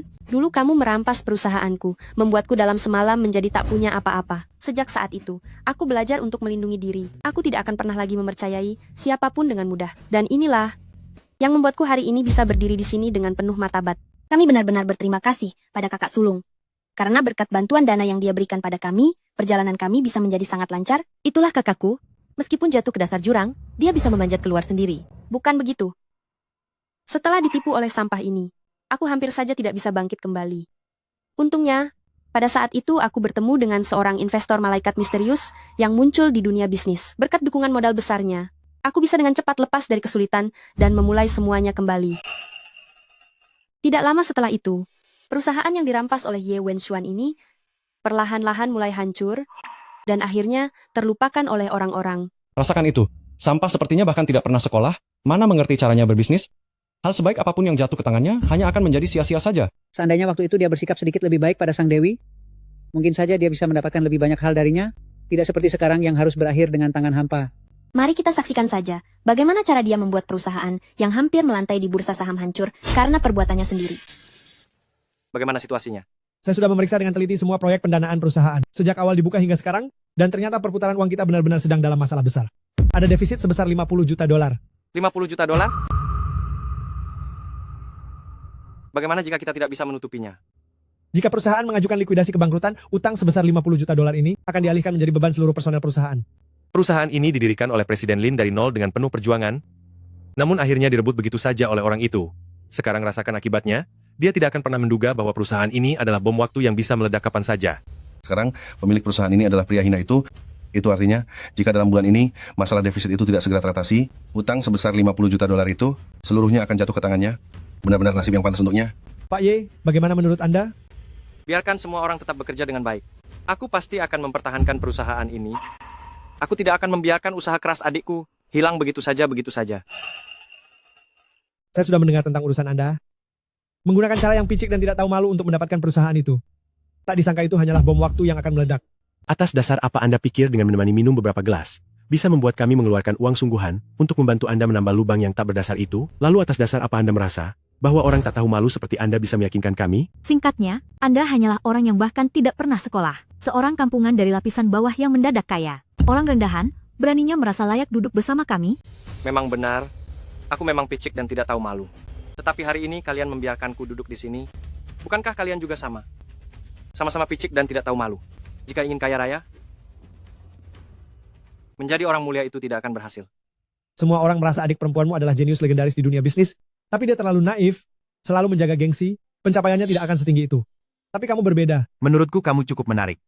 Kamu ingin membantu adikmu mendapatkan investasi, dan melakukan apa yang adikmu tidak mau lakukan demi dirinya. Tapi atas dasar apa Anda merasa, kami akan membantu Anda? Masalah rantai keuangan ini sangat besar, lubang sebesar 50 juta dolar, mungkin membutuhkan 150 juta dolar baru bisa. Tidak butuh 150 juta. Beri aku 80 juta dolar, dan aku akan menghidupkan kembali seluruh grup. Anda tahu apa yang sedang Anda katakan? 80 juta adalah mitos bisnis, meskipun Buffett yang datang belum tentu bisa menjamin kesuksesan. Beri aku 50 juta. Dalam waktu 15 hari, akan aku kembalikan 100 juta dolar. Baiklah, akan aku tambah 20 juta dolar lagi. Jika gagal, kamu akan membayar dengan seluruh harga dirimu. Duh Ma, 70 juta dolar saat itu bukanlah jumlah yang sedikit. Risiko investasi itu hampir mencapai 100%. Mengapa Mama? Awalnya aku juga berpikir begitu, Tapi tepat pada malam itu, saat melihat mata pemuda itu, entah kenapa aku punya firasat, mungkin saja aku akan menyaksikan terjadinya sebuah keajaiban. Hah, Mama benar-benar terlalu nekat. Arus kas perusahaan itu mengalami masalah yang begitu besar. Hanya dengan 70 juta dolar saja untuk menutupi kekosongan itu, hampir tidak ada seorang pun yang sanggup melakukannya. Tidak. Sebenarnya dalam sejarah bisnis memang ada satu orang yang bisa melakukannya. Dialah sosok jenius bisnis yang muncul tiba-tiba tahun itu. Sayangnya identitasnya terlalu misterius. Sampai sekarang pun tidak ada yang tahu siapa jati dirinya yang sebenarnya. Bagi kalian, identitasnya memang misterius, tapi waktu itu, aku menyaksikan sebuah bintang baru yang bersinar terang, mulai bangkit. Cahaya yang dipancarkannya, membuat seluruh dunia bisnis tidak bisa berkutik selama 3 tahun penuh. Orang itu bukankah adalah... Dia seharusnya bisa membangun sebuah kerajaan bisnis yang belum pernah ada sebelumnya, menjadi bapak bisnis dunia. Gelar ratu bisnis itu omong kosong, hanyalah tunas kecil yang tumbuh, karena menyerap nutrisi dari sisa-sisa reruntuhan kerajaan bisnis yang dia bangun sendiri. Dia bermula dariku, dan menuliskan sebuah legenda zaman. Aku menyaksikan kebangkitan bintang yang bersinar terang itu. Dan kini juga harus menyaksikan keruntuhannya dengan mata kepalaku sendiri. Apa aku tidak salah lihat? Demi menyelamatkan keluarga ini dan perusahaan yang hampir hancur, dia bahkan mempertaruhkan nyawanya demi mencoba masa depan yang hampir mustahil. Entah kenapa, saat melihatnya mencari investasi, dengan sikap rendah hati yang menyedihkan, tiba-tiba aku merasa sangat iba. Orang macam apa dia sebenarnya? Aku mulai tidak memahaminya. Apakah kita telah salah paham padanya? Kenapa? Karena kamu pernah bilang, perusahaan itu adalah hasil jerih payahmu. Bohong, jangan tertipu olehnya. Semua yang dia lakukan ini hanyalah untuk kepentingannya sendiri. Jika tidak, kenapa setelah dia membuat perusahaan berhasil bangkit kembali, dia tidak mengembalikan perusahaannya pada kakak? Benar sekali. Saat kakak merintis usaha baru lagi dan menghadapi begitu banyak hambatan, kemana dia saat itu? Pernahkah dia mengeluarkan $1 pun untuk membantu kakak? Iya, benar. Sekarang karena dia hidup dengan baik, itu membuktikan bahwa dia sudah menyelamatkan perusahaannya. Lalu kemana perusahaannya? Mana uangnya? Aku akui bahwa dia punya kemampuan, dia memang jenius, tapi sayang sifatnya tidak sejalan dengan bakatnya. Orang seperti itu, orang seperti dia, semakin besar kemampuannya, maka semakin besar pula bahayanya. Yah, akhlaknya tidak setinggi jabatannya. Kalau tidak, dia tak akan berakhir seperti sekarang. Saat kakak merintis usaha kedua kalinya, apa kamu tahu betapa sulitnya itu? Demi menyenangkan mitra kerja, dia memaksa dirinya untuk menghadiri perjamuan yang paling dia benci. Sedangkan kamu, yang waktu itu mencuri perusahaan milik kakak, jelas-jelas punya kemampuan untuk membantunya. Tapi apa yang kamu lakukan? Kamu tidak pernah muncul, bahkan sepatah kata pun untuk memberi semangat tidak pernah kamu ucapkan kepada kakak. Kamu benar-benar mengecewakan. Kondisinya sekarang murni karena kesalahannya sendiri. Kau yang mencuri perusahaan kakak tertua, tapi sekarang malah berakhir jadi begini. Pasti uang kakak sudah kau habiskan semua, kan? Mari, kita saksikan bersama bagaimana seorang jenius perlahan-lahan jatuh ke dalam kehancuran.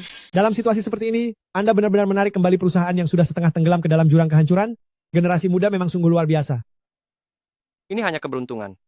Dengan kemampuan Anda, serta kekuatan finansial dan sumber daya saya, mengapa kita tidak bergabung untuk membangun kerajaan bisnis yang belum pernah ada sebelumnya? Saya tidak tertarik pada bisnis. Saya memiliki misi sendiri yang harus diselesaikan. Tidak tertarik? Lalu apa yang Anda lakukan? Sampai rela mempertaruhkan nyawa Anda. Sebenarnya untuk apa? Demi melindungi orang yang aku cintai. Tolong, bantu evaluasi perusahaan ini. Jika Anda bersedia membelinya, itu akan jauh lebih baik. Apa Anda sangat butuh uang? Padahal ini adalah pondasi kesuksesan Anda. Adik perempuan aku sangat berbakat dalam bisnis. Dia saat ini sedang membutuhkan dukungan dana.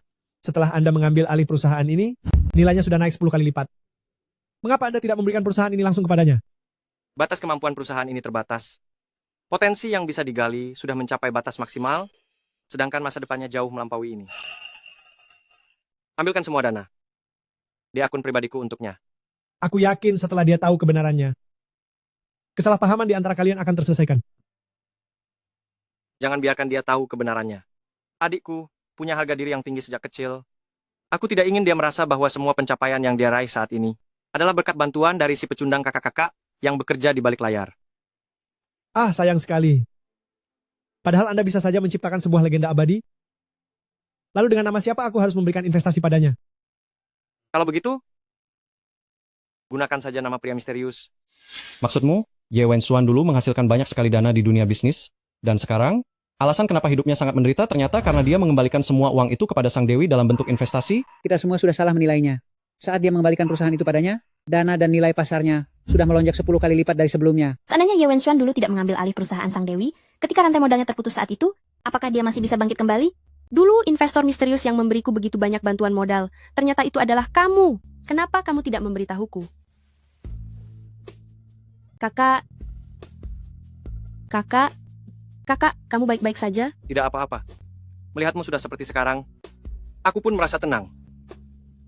Cepatlah istirahat, jangan bicara lagi. Semua ini salahku, karena sudah salah memahamimu selama bertahun-tahun. Bukan apa-apa. Melihat kalian berempat begitu bersinar seperti saat ini, tugas-tugasku telah selesai. Jangan bicara seolah kamu sangat berjasa. Kesuksesanku ini sama sekali tidak ada hubungannya denganmu. Bahkan karena ulahmu, aku jadi kehilangan waktu terbaik untuk memulai debutku. Ini telah menyebabkan kerugian besar yang tidak bisa diperbaiki pada karierku. Di antara kita berempat, orang yang paling kamu benci adalah aku. Aku sudah berusaha mati-matian menyenangkanmu, tapi yang aku dapatkan justru perundunganmu yang semakin menjadi-jadi. Aku ingat sekarang, di awal tadi Dewi kita pernah mengatakannya. Saat sang Dewi pergi untuk wawancara film pertamanya padahal sudah mendapatkan kesempatan audisi, tapi dia malah dikunci di dalam ruangan. Benar sekali. Saat itu, listrik di ruangan itu padam. Aku sangat ketakutan sampai terus menangis dan berteriak, tapi dia tetap saja tidak mau melepaskan aku keluar. Biarkan kami masuk. Dia benar-benar seorang iblis yang gila dan kejam. Dia tega melakukan begitu banyak hal menjijikan kepada sang Dewi. Bahkan jika kejadian sebelumnya hanya kesalahpahaman belaka, tapi sang Dewi sepenuhnya mengandalkan kerja kerasnya sendiri hingga bisa mencapai kesuksesan hari ini. Bukankah rasa sakit yang dia berikan kepada sang Dewi sudah cukup? Gara-gara dia, jalan karier sang Dewi seringkali terhambat. Kenapa sekarang harus ada peninjauan ingatan dan menyakiti sang Dewi untuk kedua kalinya? Orang seperti dia ini seharusnya langsung dihukum mati, bukan seperti sekarang ini, membiarkan semua orang tertipu. Biarkan kami masuk. Di tentara Longnya, hukuman paling mengerikan bagi penjahat perang adalah mengurungnya di dalam ruang isolasi yang gelap gulita. Hanya sedikit orang yang mampu bertahan. Terlebih lagi bagi seorang gadis, ketika dia dikurung oleh orang terdekatnya di ruangan gelap, bayangkan betapa putus asa dan takutnya dia saat itu. Memang benar, demi menghentikan sang Dewi mengejar karier akting yang sangat dicintainya, dia tega melakukan hal semacam ini kepada sang Dewi. Ini sungguh keterlaluan. Aku mencoba membayangkan, jika kejadian ini menimpaku, mungkin aku sudah lama hancur. Semua orang melihatku di layar begitu anggun dan sopan, serta penuh rasa percaya diri. Namun kalian tidak tahu seberapa keras usahaku untuk sampai di sini. Setelah terjatuh ke dalam lumpur kehinaan, betapa hebat perjuangan dan keputusasaan yang telah aku lalui. Seluruh dunia boleh memaafkan binatang ini, tapi aku selamanya tidak akan pernah memaafkannya. Saat itu aku memang berbuat salah. Seandainya saja aku bisa lebih berhati-hati. Apakah semuanya tidak akan berakhir seperti ini?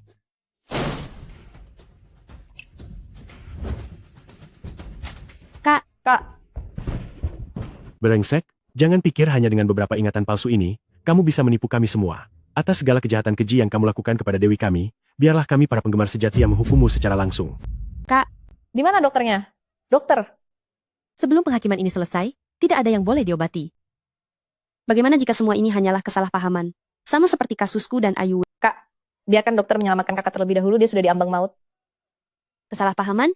Kalian berdua telah menerima sedikit kebaikan darinya. Wajar saja kalau kalian membantunya, tapi bagaimana denganku? Bajingan ini hampir saja menghancurkan seluruh hidupku. Tidak apa-apa. Lagi pula aku sudah hampir sampai di penghujung usiaku. Bisa melihat kalian lagi. Sebelum aku pergi, adalah keberuntungan terbesar bagiku.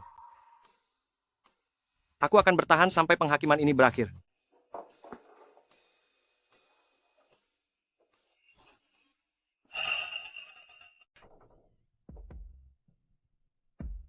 Apa? Kamu juga ingin jadi aktor? Bukan urusanmu. Apa kamu punya bakat itu? Kamu sama sekali tidak punya dasar akting? Para sutradara yang membuat film itu, mengapa mereka harus memilihmu? Jangan bermimpi. Tidak masalah. Aku bisa mulai dari pemain figuran dan peran kecil.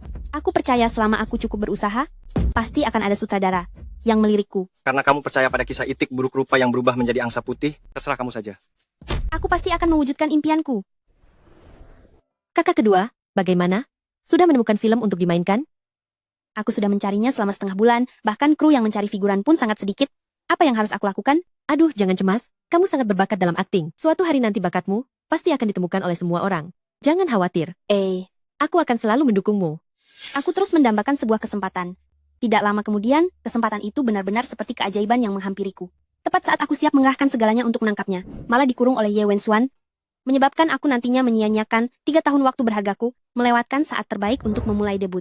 Pada waktu itu, adalah saat dunia perfilman berkembang pesat, banyak sekali kesempatan di mana-mana, ada banyak kesempatan, banyak selebritas yang sudah sering kita dengar saat ini, semuanya menangkap kesempatan pada waktu itu, sehingga mereka bisa sukses dalam semalam. Sayang sekali, jika Ye Wenxuan tidak menghambat jalan Dewi kita, mungkin pencapaian dan sumber daya sang Dewi akan jauh melebihi keadaannya sekarang. Ye Wenxuan benar-benar menjijikkan. Dia takut hal-hal yang pernah dia remehkan, ternyata berhasil dilakukan oleh Sang Dewi. Makanya dia melakukan segala rintangan. Bakat seseorang tidak bisa disembunyikan. Meskipun sudah melewatkan masa emas, Sang Dewi tetap meraih pencapaian yang luar biasa seperti sekarang. Ye Wenshuan, jika pada malam itu, kamu tidak mencegahku ikut audisi, hubungan kita tidak akan menjadi seburuk ini, hingga tidak bisa diperbaiki lagi. Meskipun kamu membenciku sampai sekarang, aku tidak akan pernah menyesal. Kamu benar-benar sudah tidak tertolong lagi.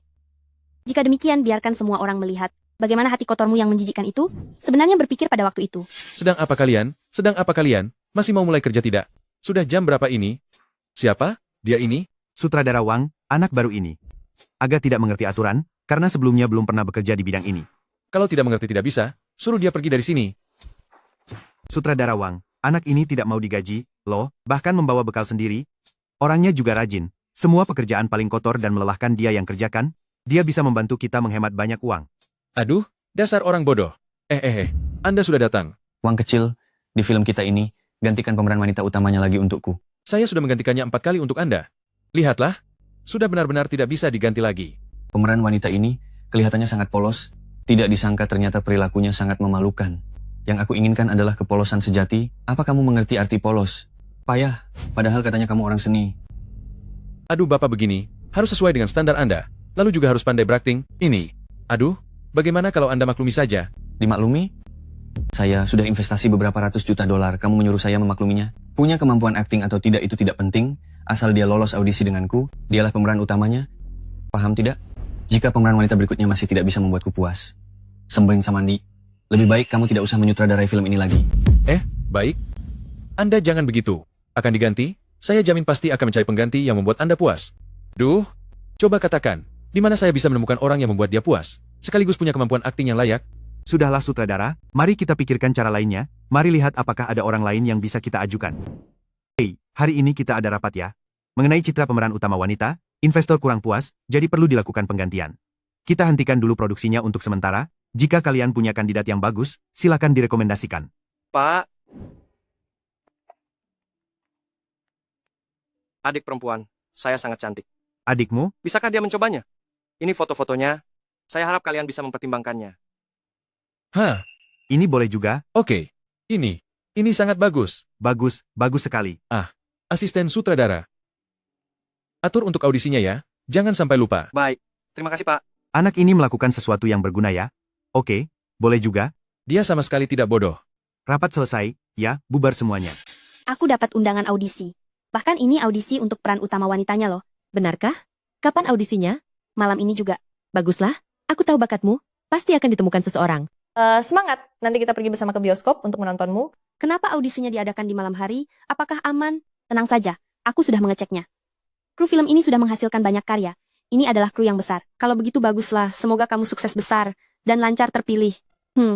Ayo, semangat. Aku mendukungmu loh. Kali ini, kamu sudah membantu kami banyak hal. Bapak bicara apa? Adik saya belum pernah punya pengalaman akting sama sekali, tapi Bapak bersedia memberinya kesempatan ini. Sayalah yang seharusnya berterima kasih kepada Anda. Drama kita ini, bukankah hanya demi memberikan investor selir baru? Yang penting cantik. Mengenai aktingnya, tidak ada hubungannya. Apa katamu? Cari selir? Hei, adik. Duduklah, silakan duduk. Coba pikirkan baik-baik, kalau adikmu terpilih nanti, apa dia masih akan kekurangan koneksi? Banyak orang ingin terpilih, tapi tidak punya kesempatan seperti ini. Adikku, selalu punya impian dan harapan terhadap dunia perfilman. Dia hanya ingin berakting dengan baik. Jangan berpura-pura padaku. Ini aturan tak tertulis, yang semua orang tahu. Sampai kapan dia bisa sok suci seperti itu? Malam ini adikku tidak akan datang. Aku peringatkan kalian, jangan macam-macam lagi dengan adikku. Kalau tidak, aku akan membuat perhitungan dengan kalian. Apa yang kamu lakukan? Kenapa kamu mengunci pintunya? Cepat lepaskan aku. Malam ini, kamu tidak boleh kemana-mana. Diamlah di sini baik-baik. Apa kamu benar-benar tahu, kesempatan malam ini bagiku sangatlah penting. Apa bagusnya jadi artis? Cepat lupakan saja keinginan konyol itu. Aku mohon padamu, biarkanlah aku pergi keluar. Aku tidak akan berani membangkang lagi. Kamu benar-benar monster. Aku membencimu. Aku tidak akan pernah memaafkanmu selamanya. Lampunya mati. Aku sangat takut. Cepat keluarkan aku dari sini. Aku tidak berani lagi. Aku benar-benar tidak berani lagi. Cepat lepaskan aku. Aku tidak akan pergi audisi lagi. Aku tidak akan pergi. Meskipun dunia yang kamu impikan itu penuh dengan lumpur busuk yang menjijikkan, aku akan mengerahkan segalanya untuk membukakan jalan bagimu ke tempat bersih yang layak untuk dipijak. Tunggu aku. Ada apa? Kenapa kamu tidak pergi audisi? Kak. Kak. Ya ampun, jadi inikah kenyataan yang sebenarnya? Ternyata Ye Wen Xuan mencegah sang dewi pergi audisi, itu untuk melindunginya agar tidak terluka. Dulu karena masalah pengawasan, industri film memang penuh dengan orang-orang licik, tapi aku tidak menyangka. Kesempatan audisi pertama sang dewi ternyata bertemu dengan tim produksi yang tak bermoral. Ini dan industri film yang kukenal sangat jauh berbeda. Kenapa kamu tidak mengatakannya padaku saat itu? Jika aku mengetahuinya, aku pasti akan menyerah saja. Kamu adalah adik perempuanku. Sebagai seorang kakak, tentu saja aku harus melindungi mimpimu. Jika kamu tahu bahwa dunia yang sangat kamu dambakan, ternyata sekotor dan sehina itu, maka kamu pasti akan sangat kecewa. Aku berharap seumur hidupmu kamu bisa hidup dalam dunia yang hangat dan damai. Biarlah jurang kegelapan yang dingin ini. Cukup aku saja yang terperosok ke dalamnya. Oh, aku ingat sekarang, di dunia hiburan, Dewi Chunfeng adalah salah satu dari sedikit yang tidak mengandalkan dukungan orang kaya dan terus melangkah dengan bersih tanpa skandal apapun. Aku mendengar dari orang dalam, sosok di balik kesuksesan Dewi Chunfeng adalah seorang bos besar yang misterius. Bos besar misterius? Bukannya si sampah Ye Wen Xuan itu kan? Bagaimana mungkin? Untuk bisa menundukkan segala kebobrokan dan kekotoran di industri film sebagai bos besar, apa kamu tahu seberapa besar kekuasaan yang dibutuhkan? Hanya dengan orang tak berguna yang sama sekali tidak punya apa-apa ini? Tidak mungkin. Sangat tidak mungkin. Sebenarnya rumor-rumor itu memang benar. Pada awalnya, karierku memang tidak berjalan mulus. Saat aku hampir jatuh ke titik terendah dan kegelapan yang sulit untuk dipanjat keluar, aku bertemu dengan seorang teman misterius. Tanpa dukungan dan bantuannya, aku mungkin tidak akan bisa keluar dari lumpur kehinaan itu. Apalagi menjadi aktris terbaik yang kalian lihat hari ini. Aku selalu mengira rumor-rumor itu hanya gosip hiburan, tidak menyangka kalau itu benar-benar ada. Asalkan kalian adalah penggemar berat Dewi Chunfeng, kalian pasti tahu siapa orang ini. Dia terpilih oleh Asosiasi Penulis Skenario Dunia sebagai penulis naskah misterius paling hebat di abad ini, Ye Kaoshu. Ye Kaoshu tidak pernah menampakkan wajahnya di acara publik manapun, tapi dia dan Dewi Pujaanku dijuluki sebagai sosok modern dari Boya dan Zhong Ziki. Ye Kaoshu mampu menuliskan kisah-kisah yang paling menyentuh, sementara Dewi Pujaanku mampu memerankannya dengan sangat sempurna. Oleh karena itu, kerja sama mereka sangat serasi, dan peran utama wanita dalam naskah Ye Kaoshu hanya akan diberikan kepada Dewi Pujaanku. Ini juga merupakan bentuk pengakuan terbesar terhadap kemampuan Dewi Pujaanku. Sayangnya setelah Dewi menjadi terkenal, dia langsung berhenti menulis, dan tidak pernah lagi menghasilkan karya baru. Aku benar-benar berterima kasih kepadanya, dan aku juga tidak pernah menyerah untuk mencari identitas aslinya. Talenta seperti dirinya seharusnya tidak berhenti menulis, melainkan harus lebih menunjukkan bakat yang dia miliki. Namun sayangnya, sampai saat ini, aku belum juga menemukan petunjuk apapun. Ye Kaoshu, kenapa nama ini terdengar sangat familiar ya? Sepertinya aku pernah mendengarnya di suatu tempat. Kakak, orang misterius yang dikatakan Chun Feng itu jangan-jangan itu adalah kamu. Hakim ketua, bisakah kita percepat proses pengadilannya? Kakakku sudah hampir tidak kuat bertahan. Jika dia tidak segera diobati, aku takut dia akan tiada. Rasakan itu. Chun Feng, ini adalah pembalasan yang memang pantas dia terima. Sebelum pengadilan berakhir, kamu harus tetap bertahan ya, kakak-kakak tersayang. Dengan sifatmu yang selalu ingin unggul, jika kamu mengetahui kebenarannya, kamu pasti akan merasa sedih untuk waktu yang lama. Maafkan aku. Awalnya aku berniat menunggu sampai aku tiada nanti, lalu melalui surat wasiat, baru memberitahumu seluruh kebenarannya. Tapi sekarang,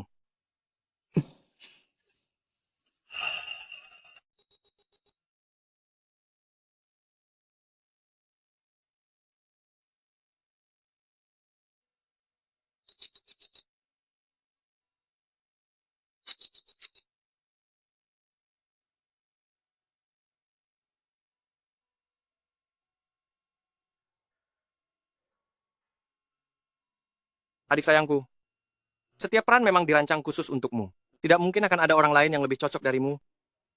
Dengan begitu, selama aku bisa terus-menerus menulis naskah berkualitas tinggi, suatu saat nanti, kamu pasti bisa mewujudkan ambisimu.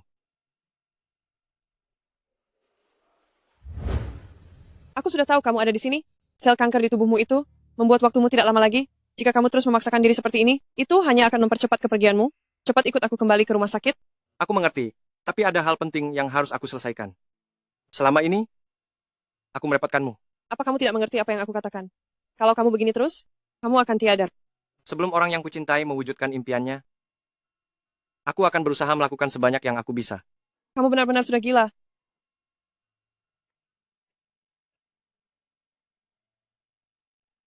Hei. Sobat, kamu sudah 3 hari 3 malam tidak memejamkan mata.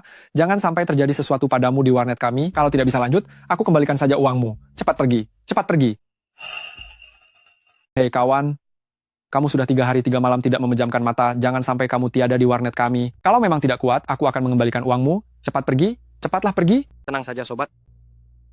Kalaupun terjadi sesuatu padaku, itu tidak akan pernah ada sangkut pautnya dengan warnet milikmu ini. Tenang saja.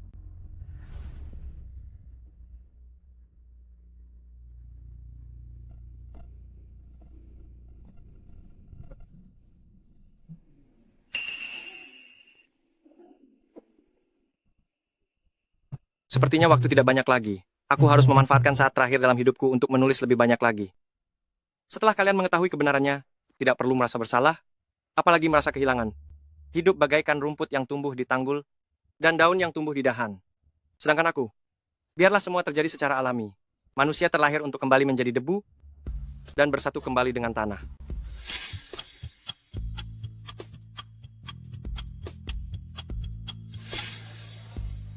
Ada apa? Sobat, hal yang aku percayakan padamu. Tenang saja, begitu kabar kepergianmu sudah tersebar luas, aku akan mengirimkan surat wasiat beserta karya-karyamu yang belum selesai, melalui jasa pengiriman kepada adik perempuanmu. Syukurlah kalau begitu. Baguslah.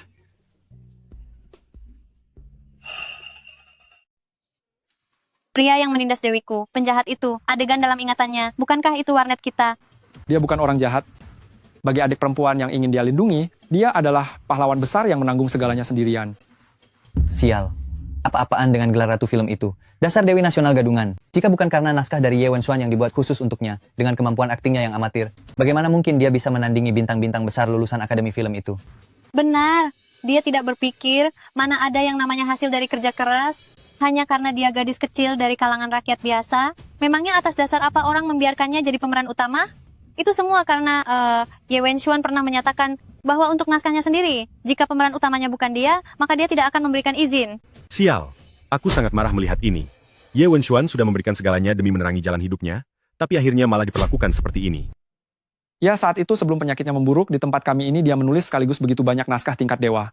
Tidak lama setelah itu, kondisinya pun memburuk. Jarinya tidak lagi memiliki tenaga untuk menekan keyboard, itu sebabnya dia memilih berhenti menulis. Tetapi naskah-naskah hebat itu semua ada di tanganku. Bukankah Lin Chunfeng merasa sangat disayangkan Ye Kaoshu berhenti berkarya? Maka aku ingin melihat bagaimana ekspresinya saat tahu bahwa sosok Ye Kaoshu yang dia maksud sebenarnya adalah Ye Wenxuan. Seperti apa raut wajahnya nanti.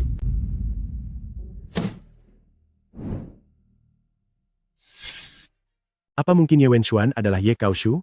Alasan dia berhenti menulis, bukan karena dia kehilangan inspirasi, tapi karena kondisi fisiknya tidak lagi mendukungnya melakukan pekerjaan kreatif seintens itu. Jika dipikirkan baik-baik, setiap drama yang dibintangi Dewi Chunfeng, karakter utamanya sangat cocok dengan kepribadiannya sendiri, jadi selama proses aktingnya terlihat sangat alami. Ini tidak mungkin. Ini benar-benar tidak mungkin. Bagaimana mungkin kamu adalah Ye Kaoshu? Cukup. Kalian semua sampai sekarang masih belum mengerti niat tulus dari kakak-kakak. Sejak awal, dia sangat menyayangi kita. Dia selalu melindungi kita. Ternyata kita semua telah salah paham padanya. Selama bertahun-tahun, dia berjalan sendirian dalam kegelapan, dibenci oleh semua orang, bahkan dibenci oleh orang yang paling dicintainya. Hentikan ini semua. Jika dia tidak segera diobati, dia benar-benar akan tiada. Ternyata, pencapaian yang aku banggakan selama ini, ternyata sudah direncanakan dengan sangat matang. Aku bersalah. Aku benar-benar bersalah. Apa yang kalian lakukan? Kakak. Bahkan jika kita semua telah salah paham padanya, lalu kenapa? Benar, mungkin sejak awal dia selalu peduli dan menyayangi kita. Tapi dia telah mengkhianati negara Long. Dia memanfaatkan identitasku, bekerja sama dengan mata-mata Daxia, dan menjadi seorang pengkhianat yang memuakan. Apa bekerja sama dengan mata-mata Daxia? Berani sekali dia melakukannya? Tahun itu saat aku baru saja bergabung dengan tentara Longnya, dan menjadi seorang perwira intelijen, itu semua karena dia membocorkan rahasia negara Long, yang mengakibatkan para prajurit di garis depan karena kebocoran informasi tersebut, mengalami kerugian besar, bahkan hampir menghancurkan nasib bangsa kita. Ini semua karenamu. Tahun itu, kakakku tidak bisa pulang dari garis depan, dan orang-orang seperti kakakku masih ada banyak lagi. Kamu benar-benar seorang eksekutor yang kejam. Jika bukan karena akhirnya Dewa Perang Ye mempertaruhkan nyawa untuk merebutnya kembali dan memperbaiki segalanya, biarpun kamu punya 100 nyawa, sekalipun itu tidak akan cukup untuk menebusnya. Awalnya aku mengira apapun yang dilakukan Ye Wenxuan, setidaknya dia tulus menyayangi adik-adiknya, dia adalah pria yang mengagumkan, dan sudah menjalankan tanggung jawab sebagai seorang kakak yang seharusnya. Aku tidak menyangka di hadapan kebenaran dan keadilan dia sangatlah bodoh. Bodoh? Aku rasa dia itu seorang pengkhianat negara, dasar bajingan dari lahir. Telah melakukan kehancuran ini terhadap negara Long kita. Mendapat hukuman seberat apapun, rasanya tetap tidak akan cukup. Benar sekali. Sebelumnya saat para penggemar Dewi Chunfeng menyerang Ye Wenxuan, aku masih merasa kalau mereka sudah bersikap terlalu impulsif, tapi sekarang sepertinya aku justru menyesal kenapa mereka tidak mewakili para prajurit yang tewas karena perbuatan Ye Wenxuan untuk membuatnya lebih menderita. Sekarang kalian tahu kan kenapa aku sangat bersikeras untuk menghakiminya? Meskipun sewaktu kecil, dia tidak seperti apa yang kami bayangkan, tapi karena dia melakukan hal semacam ini, aku sebagai dewa perang negara Long, sekaligus sebagai seorang prajurit, tidak akan pernah memberinya ampunan. Orang seperti dia pantas dihukum mati. Hukum mati. Hukum mati. Hukum mati. Hukum mati. Hukum mati. Hukum mati. Apa yang Chunhan katakan itu benar? Apa kamu benar-benar telah melakukan semua hal itu? Karena kamu sudah begitu lemah bahkan sulit untuk membuka suara, maka sebaiknya kita tidak usah buang-buang waktu lagi. Sebelum kamu tiada, menebuslah bagi para prajurit yang telah tiada karena perbuatanmu. Pengawal, laksanakan hukumannya. Meskipun aku bersimpati pada kisah hidupnya, yang demi keempat adik perempuannya, rela berjalan dalam kegelapan serta menanggung kesepian dan pengkhianatan, tapi dia telah melakukan sesuatu yang melukai negara Long, dan itu tidak bisa dimaafkan. Omong kosong. Seseorang seperti ini, mana mungkin bisa melakukan tindakan yang kalian sebut sebagai kejahatan yang luar biasa. Aku tidak percaya itu. Alasan anak ini rela melepaskan reputasinya sendiri, turun dari takhta sang raja, adalah demi masa depan adik-adiknya. Kalian tidak mengerti. Seorang jenius seperti dirinya ini, memiliki harga diri yang sangat tinggi. Anak seperti dia, tidak mungkin melakukan hal yang bertentangan dengan nurani dan moralitasnya sendiri. Dia benar-benar anak yang baik. Bahkan kriminal paling jahat sekalipun, harus melalui proses persidangan yang adil. Hanya berdasarkan ucapanmu saja, jangan sembarangan mengambil keputusan. Benar. Sebelum ini seluruh dunia mengira bahwa kakakku adalah seorang penjahat besar yang sangat keji.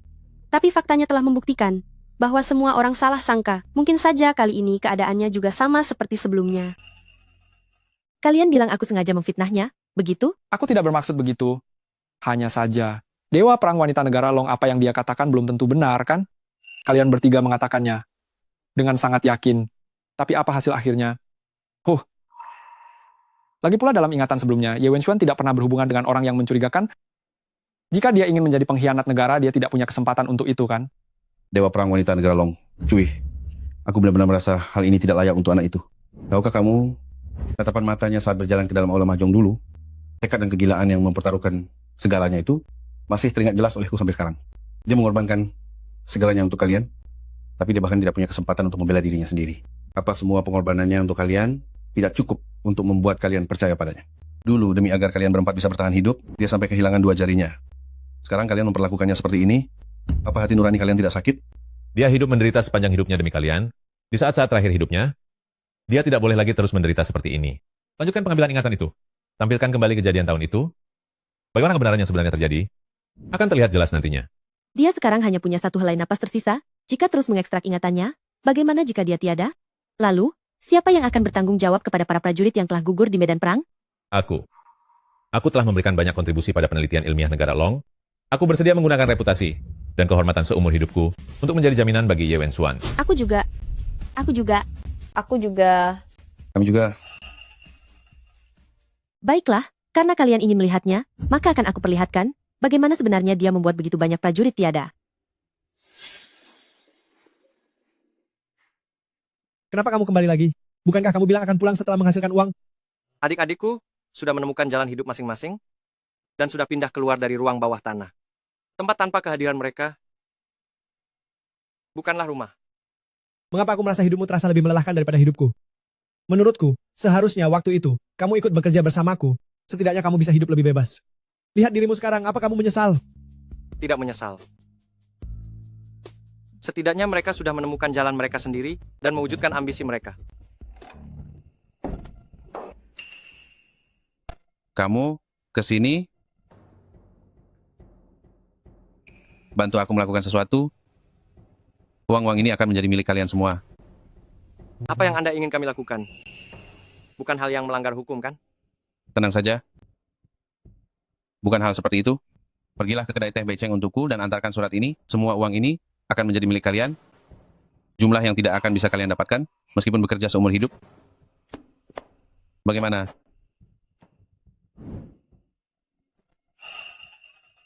Pria ini adalah mata-mata dari negara musuh. Bukti sudah sangat nyata. Apalagi yang ingin kamu jelaskan? Jadi begitu rupanya. Tak disangka ternyata dia berhubungan dengan mata-mata musuh. Hanya dengan sedikit keuntungan kecil, dia sudah bisa disuap. Sejak saat itu perlahan dia menjadi pengkhianat negara. Masalahnya belum selesai sepenuhnya, mengapa kalian asal mengambil kesimpulan?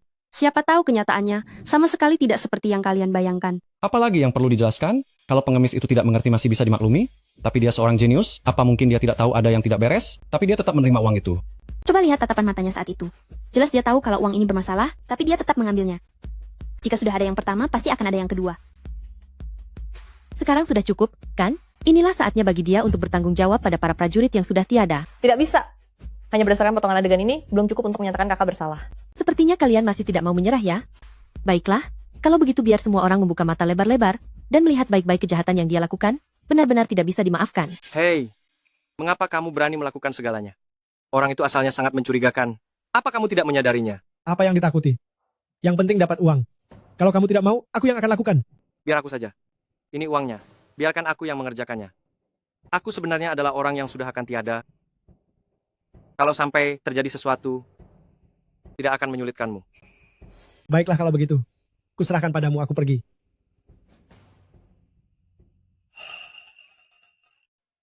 Ternyata, kakak memang selalu menjadi orang yang begitu lembut. Aku sudah salah menilainya selama bertahun-tahun. Ya, dia bersikap baik kepada siapapun, bahkan jika orang itu hanyalah seorang pengemis. Lembut? Sepertinya bukan begitu. Dia pasti sudah menduga bahwa ada hal yang tidak beres. Dia sengaja menyuruh pengemis itu pergi, lalu hanya untuk menjalin kerjasama jangka panjang dengan mata-mata itu. Menurutku menarik kesimpulan ini sekarang. Masih terlalu dini. Mengenai bagaimana kebenaran yang sebenarnya, kita akan tahu setelah terus menontonnya. Ternyata, ini surat bujukan untuk menyerah.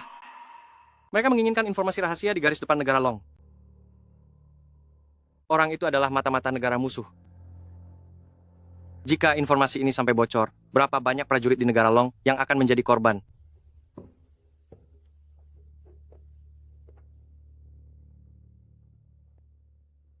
Kau yang datang untuk mengantarkan surat ini? Ya, aku. Ini suratmu. Lencana dengan gaya seperti ini, pernah aku lihat pada Chun Han.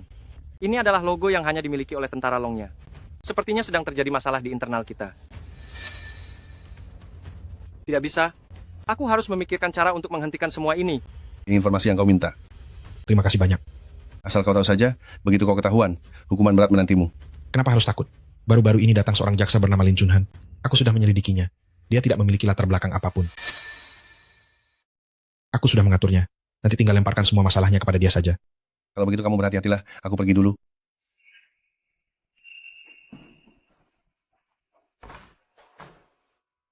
Kerjamu yang terakhir kali sangat bagus. Kali ini harganya naik 2 kali lipat. Berikan juga surat ini kepada orang yang terakhir kali itu, lalu semuanya akan beres. Mengerti? Kerjalah dengan baik. Di dalam ini, pasti berisi informasi rahasia. Aku harus memberitahu tentara Longnya.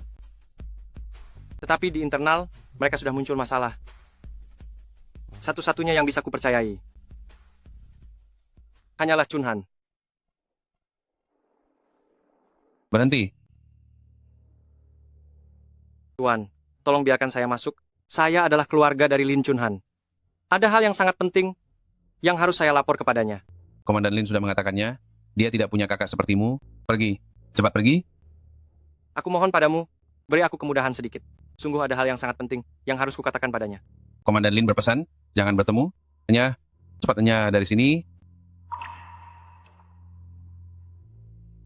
Chun Han tidak mau menemuiku. Jika surat ini tidak disampaikan, pasti akan membocorkan rencana rahasia ini. Jadi ternyata kebenarannya seperti ini. Ye Wen-Xuan sejak awal tidak berniat berkhianat pada negara, melainkan tidak sengaja memergoki konspirasi dari mata-mata negara musuh, dan langsung ingin menyampaikan kabar tersebut. Tapi saat itu, di dalam tentara Longnya sedang ada masalah internal. Selain adik perempuannya, Dewa Perang Chun Han, dia tidak berani mempercayai siapapun. Namun Dewa Perang Chun Han tidak mau menemuinya. Karena tidak punya pilihan lain, dia terpaksa membawa pulang informasi rahasia itu. Bukankah itu berarti, jika saja saat itu Dewa Perang Chun Han setuju untuk menemuinya, dia akan mengetahui kebenarannya, sehingga bisa mencegah tragedi itu terjadi? Aku akui kalau aku memang bersalah. Saat itu kami memiliki salah paham yang mendalam terhadapnya. Itu sebabnya aku tidak mau menemuinya. Tapi itu bukan alasan. Saat dia tahu bahwa apa yang ada di tangannya adalah informasi rahasia, dia tetap memberikan informasi tersebut kepada mata-mata negara musuh. Benar, tindakan itu sangat membingungkan. Bagaimanapun juga dia tidak bisa cuci tangan. Apakah hanya karena sedikit hambatan, lalu dia harus berkhianat pada negara? Tidak. Jika aku yang ada di posisi itu, aku pasti akan membuat dokumen palsu terlebih dahulu, lalu berpura-pura bekerja sama dengan mata-mata itu, sembari membuatnya tenang, kemudian mencari cara untuk memberitahu orang yang bisa dipercaya. Bagaimana mungkin? Saat itu saat menyadari bahwa dia sedang berurusan dengan seorang mata-mata negara musuh yang sangat berbahaya, tahukah kamu betapa besarnya tekanan mental yang dia rasakan? Dalam kondisi seperti itu, sulit bagi orang normal untuk berpikir jernih, hanya bisa bergerak berdasarkan insting. Kamu pikir semua orang itu sampah sepertimu? Anak itu adalah seorang jenius. Apa yang kukatakan benar atau tidak? Aku yakin kita akan segera mengetahuinya.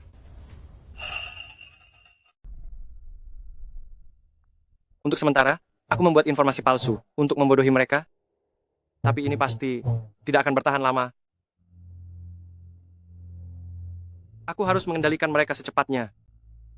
Tapi sekarang Chun Han tidak mau menemuiku. Bunga, mari beli bunganya. Hai adik kecil. Paman akan membeli semua bungamu, tapi bisakah kamu membantuku? Bisa.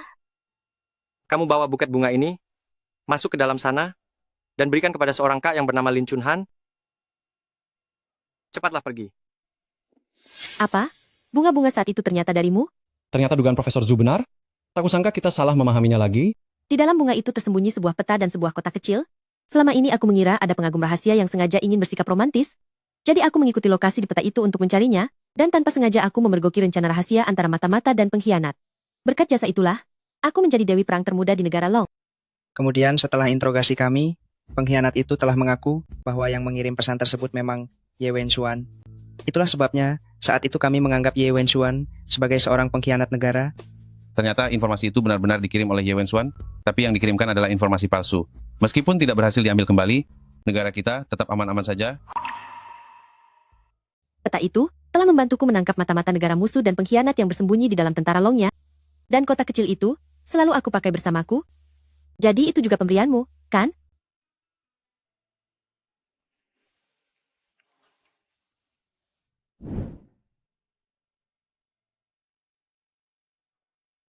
Tahun-tahun telah berlalu, meskipun jalan yang ditempuh sangat panjang. Tapi pergilah dengan berani. Jangan khawatir tidak ada teman di depan sana. Karena semua orang di dunia ini akan mengenalmu. Kakak. Kakak? Kakak? Kakak? Kakak? Kakak? Maafkan aku salah. Kakak, mari kita pulang. Kakak? Bahkan saat anak ini hampir tiada, yang dipikirkannya hanyalah kalian. Seharusnya dia tidak menolong kalian dulu. Jika tidak, pencapaiannya sekarang pasti jauh lebih berkilau dari sinar matahari. Tak menyangka pada akhirnya aku malah membesarkan 4 orang yang tidak tahu berterima kasih seperti kalian. Seperti melakukan kebaikan yang sia-sia dan berakhir dengan dikhianati. Kakak, aku salah. Kakak, maafkan aku, kakak.